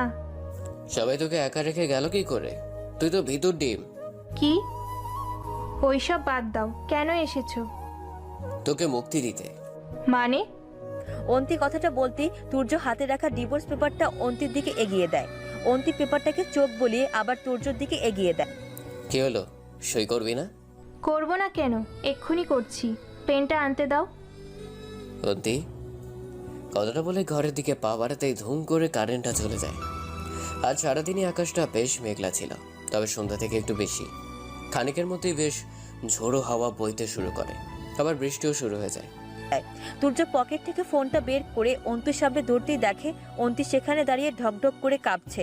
অন্তি বরাবরই অন্ধকারে বেশ ভয়, যাকে বলে যা তা রকমের ভয়। তুর্য আলোটা জ্বালিয়ে অন্তির কাছে যেতেই অন্তি তুর্যকে জড়িয়ে ধরে। প্রায় 1 ঘন্টার মতো দুজনে ড্রয়িং রুমে মোম জ্বালিয়ে বসে আছে। কারেন্ট আসার নামই নেই। এদিকে বাইরে ঝড়ের মাত্রা এত বেড়ে গেছে যে তুর্য বাড়ি ফেরার তো জোই নেই। তুর্যর বাড়ি ফেরার জো নেই। অবশেষে অন্তি তুর্যকে প্রস্তাব দেয় আজ রাতে এখানে থেকে যাওয়ার জন্য। তুর্য রাজি হয়ে যায়। অন্তিকে এভাবে একা ফেলে যেতে তারও ইচ্ছে করছে না। রাতে খাওয়া দাওয়া শেষ করে তুর্য বারান্দায় দাঁড়িয়ে স্মোক করছে আর বৃষ্টি দেখছে। চোখের সামনে ভেসে উঠছে তাদের অতীতের স্মৃতিগুলো। আজই হতো সব শেষ হয়ে যাবে। আজ না হয়তো কাল সবকিছু শেষ হয়ে যাবে। এতদিনের ভালোবাসার সংসার সব। আসলে কি একটা সই সব শেষ করে দিতে পারে? হয়তো। তুর্য একটা দীর্ঘশ্বাস ফেলে পেছন ফিরে একটা লম্বা ধোঁয়া ছাড়তেই কারো কাশির শব্দে ধ্যান ভঙ্গ হয়। অন্তি দাঁড়িয়ে আছে তার সামনে, পরনে লাল রঙের একটা শাড়ি। তুর্য অন্তিকে দেখে একটু অবাক হয়। তুর্য প্রশ্ন করার আগেই অন্তি বলে ওঠে, তোমাকে না বলেছি আমার সামনে সিগারেট খাবে না? তাহলে ইচ্ছে করছে খুব। ও, শাড়ি কেন পরলি? এটা ফুপি কিনে দিয়েছিল, একবারও পরা হয়নি, তাই ভাবলাম আজকে পরি। দেখো তুর্য ভাইয়া, আমাকে ভালো লাগছে। তুই একটা কাজ বড্ড ভালোবাসিস। কি কাজ জানিস? না। আমাকে পড়াতে। তুই বড্ড পড়ার সময়, বড্ড বেশি।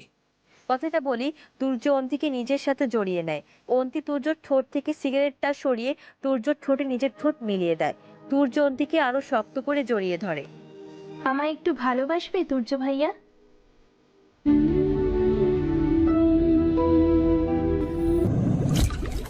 অন্তি তুর্যর দিকে সই করার ডিভোর্স পেপারটা এগিয়ে দেয়।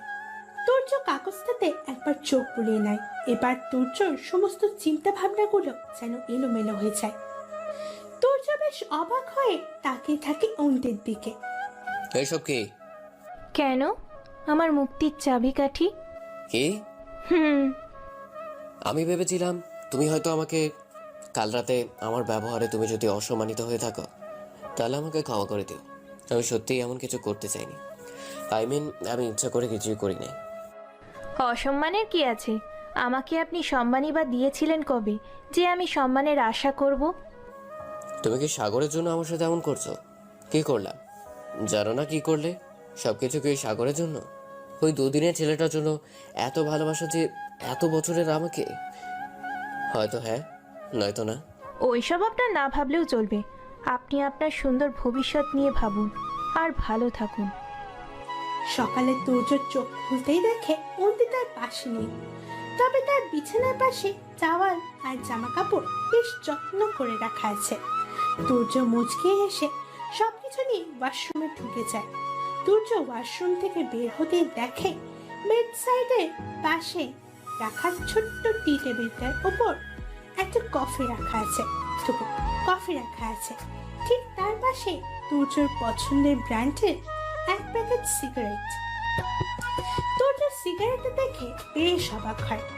অন্তি তো সিগারেট একদম পছন্দই করে না, তাহলে হঠাৎ এমন গিফট?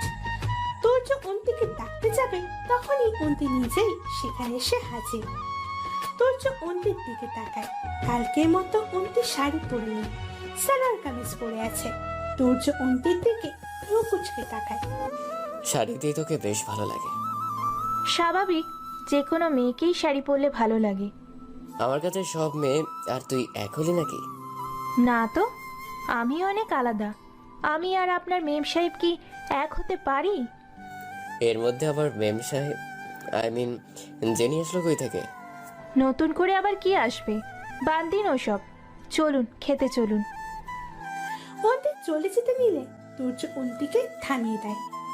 সিগারেটের প্যাকেটটা দেখে অন্তিকে প্রশ্ন করে, হঠাৎ এমন গিফট? ইচ্ছে হলো তাই। তাই নাকি? সিগারেট খেলে তো আমার ঠোঁট পুড়ে কালো হয়ে যাবে, তোর ভালো লাগবে? আমার ভালো লাগা খারাপ লাগাতে কিছুই যায় আসে না। মানে? আপনার জন্য আরো একটা উপহার আছে। কি? তখন অন্তি সই করা ডিভোর্স পেপারটা তুর্যর দিকে এগিয়ে দেয়। তুর্য আর এক মুহূর্তও সেখানে দাঁড়ায়নি, দ্রুত পায়ে সেখান থেকে বেরিয়ে যায়। তুর্য যাওয়ার আগে শুধু অন্তিকে একটা কথাই বলে যায়, তোমাকে সম্পূর্ণ মুক্তি দিয়েই আমার ছুটি। হয়তো একদিন আসবে যেদিন তুমি নিজেকে বাঁধতে চাইবে, কিন্তু সেই দিন তোমাকে বাঁধার জন্য হয়তো আমি থাকবো না। তুর্য যাওয়ার পর অন্তি সেখানেই পাথরের মতো বসে পড়ে। সে যেন নড়াচড়া করার মতো ক্ষমতা হারিয়ে ফেলেছে সামান্যতম চিন্তা শক্তি। বুকের ভেতরটা সম্পূর্ণ ফাঁকা হয়ে গেছে। খানিকক্ষণ পর অন্তির মনে হয় সে যা করেছে ঠিক করেছে। তুর্য যা চায় তাকে তাই দিয়েছে। তার যোগ্য জীবনসঙ্গী উপহার দিয়েছে তাকে, তার মেম সাহেবকে। তুর্য বাকি জীবন বেশ ভালো থাকবে, সুখে থাকবে। মাঝে কেটে গেছে অনেকগুলো দিন। না অন্তি জানে তুর্য কেমন আছে, আর তুর্য জানে অন্তি কেমন আছে। দুজনের মাঝে এখন আকাশের মতো বিশাল দূরত্ব। দেখতে দেখতে তুর্যর যাওয়ার দিন এগিয়ে এসেছে। নেক্সট সানডেতে তুর্য আবার ইউকেতে ফিরে যাবে, জিনিয়াও যাবে। এদিকে তমসা বেগম কেটে কেটে একশো হয়ে গেছে। তুর্য তমসা বেগমকে পরিষ্কার জানিয়ে দিয়েছেন যে সে সারা জীবনের মতো এদের ছেড়ে চলে যাচ্ছে শহর থেকে, আর কখনো ফিরবে না। আবার অন্তি আর তুর্যর ছাড়াছাড়ি কথাও দুই পরিবারের সবাই জেনে গেছে।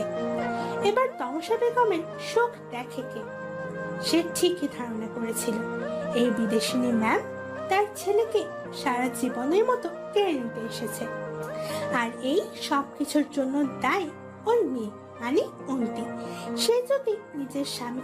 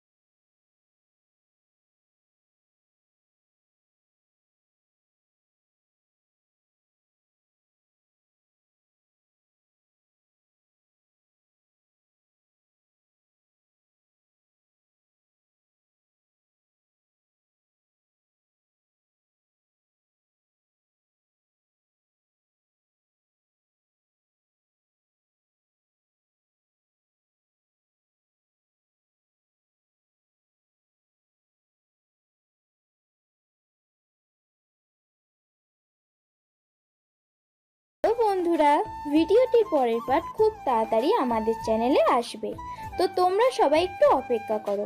আর যদি আমাদের এই ভিডিওটি তোমাদের ভালো লেগে থাকে তাহলে অবশ্যই লাইক, কমেন্ট, শেয়ার করো। আর আমাদের পরের পার্টটি দেখার জন্য চ্যানেলটিকে অবশ্যই সাবস্ক্রাইব করো। ধন্যবাদ সবাইকে আমাদের সাথে থাকার জন্য।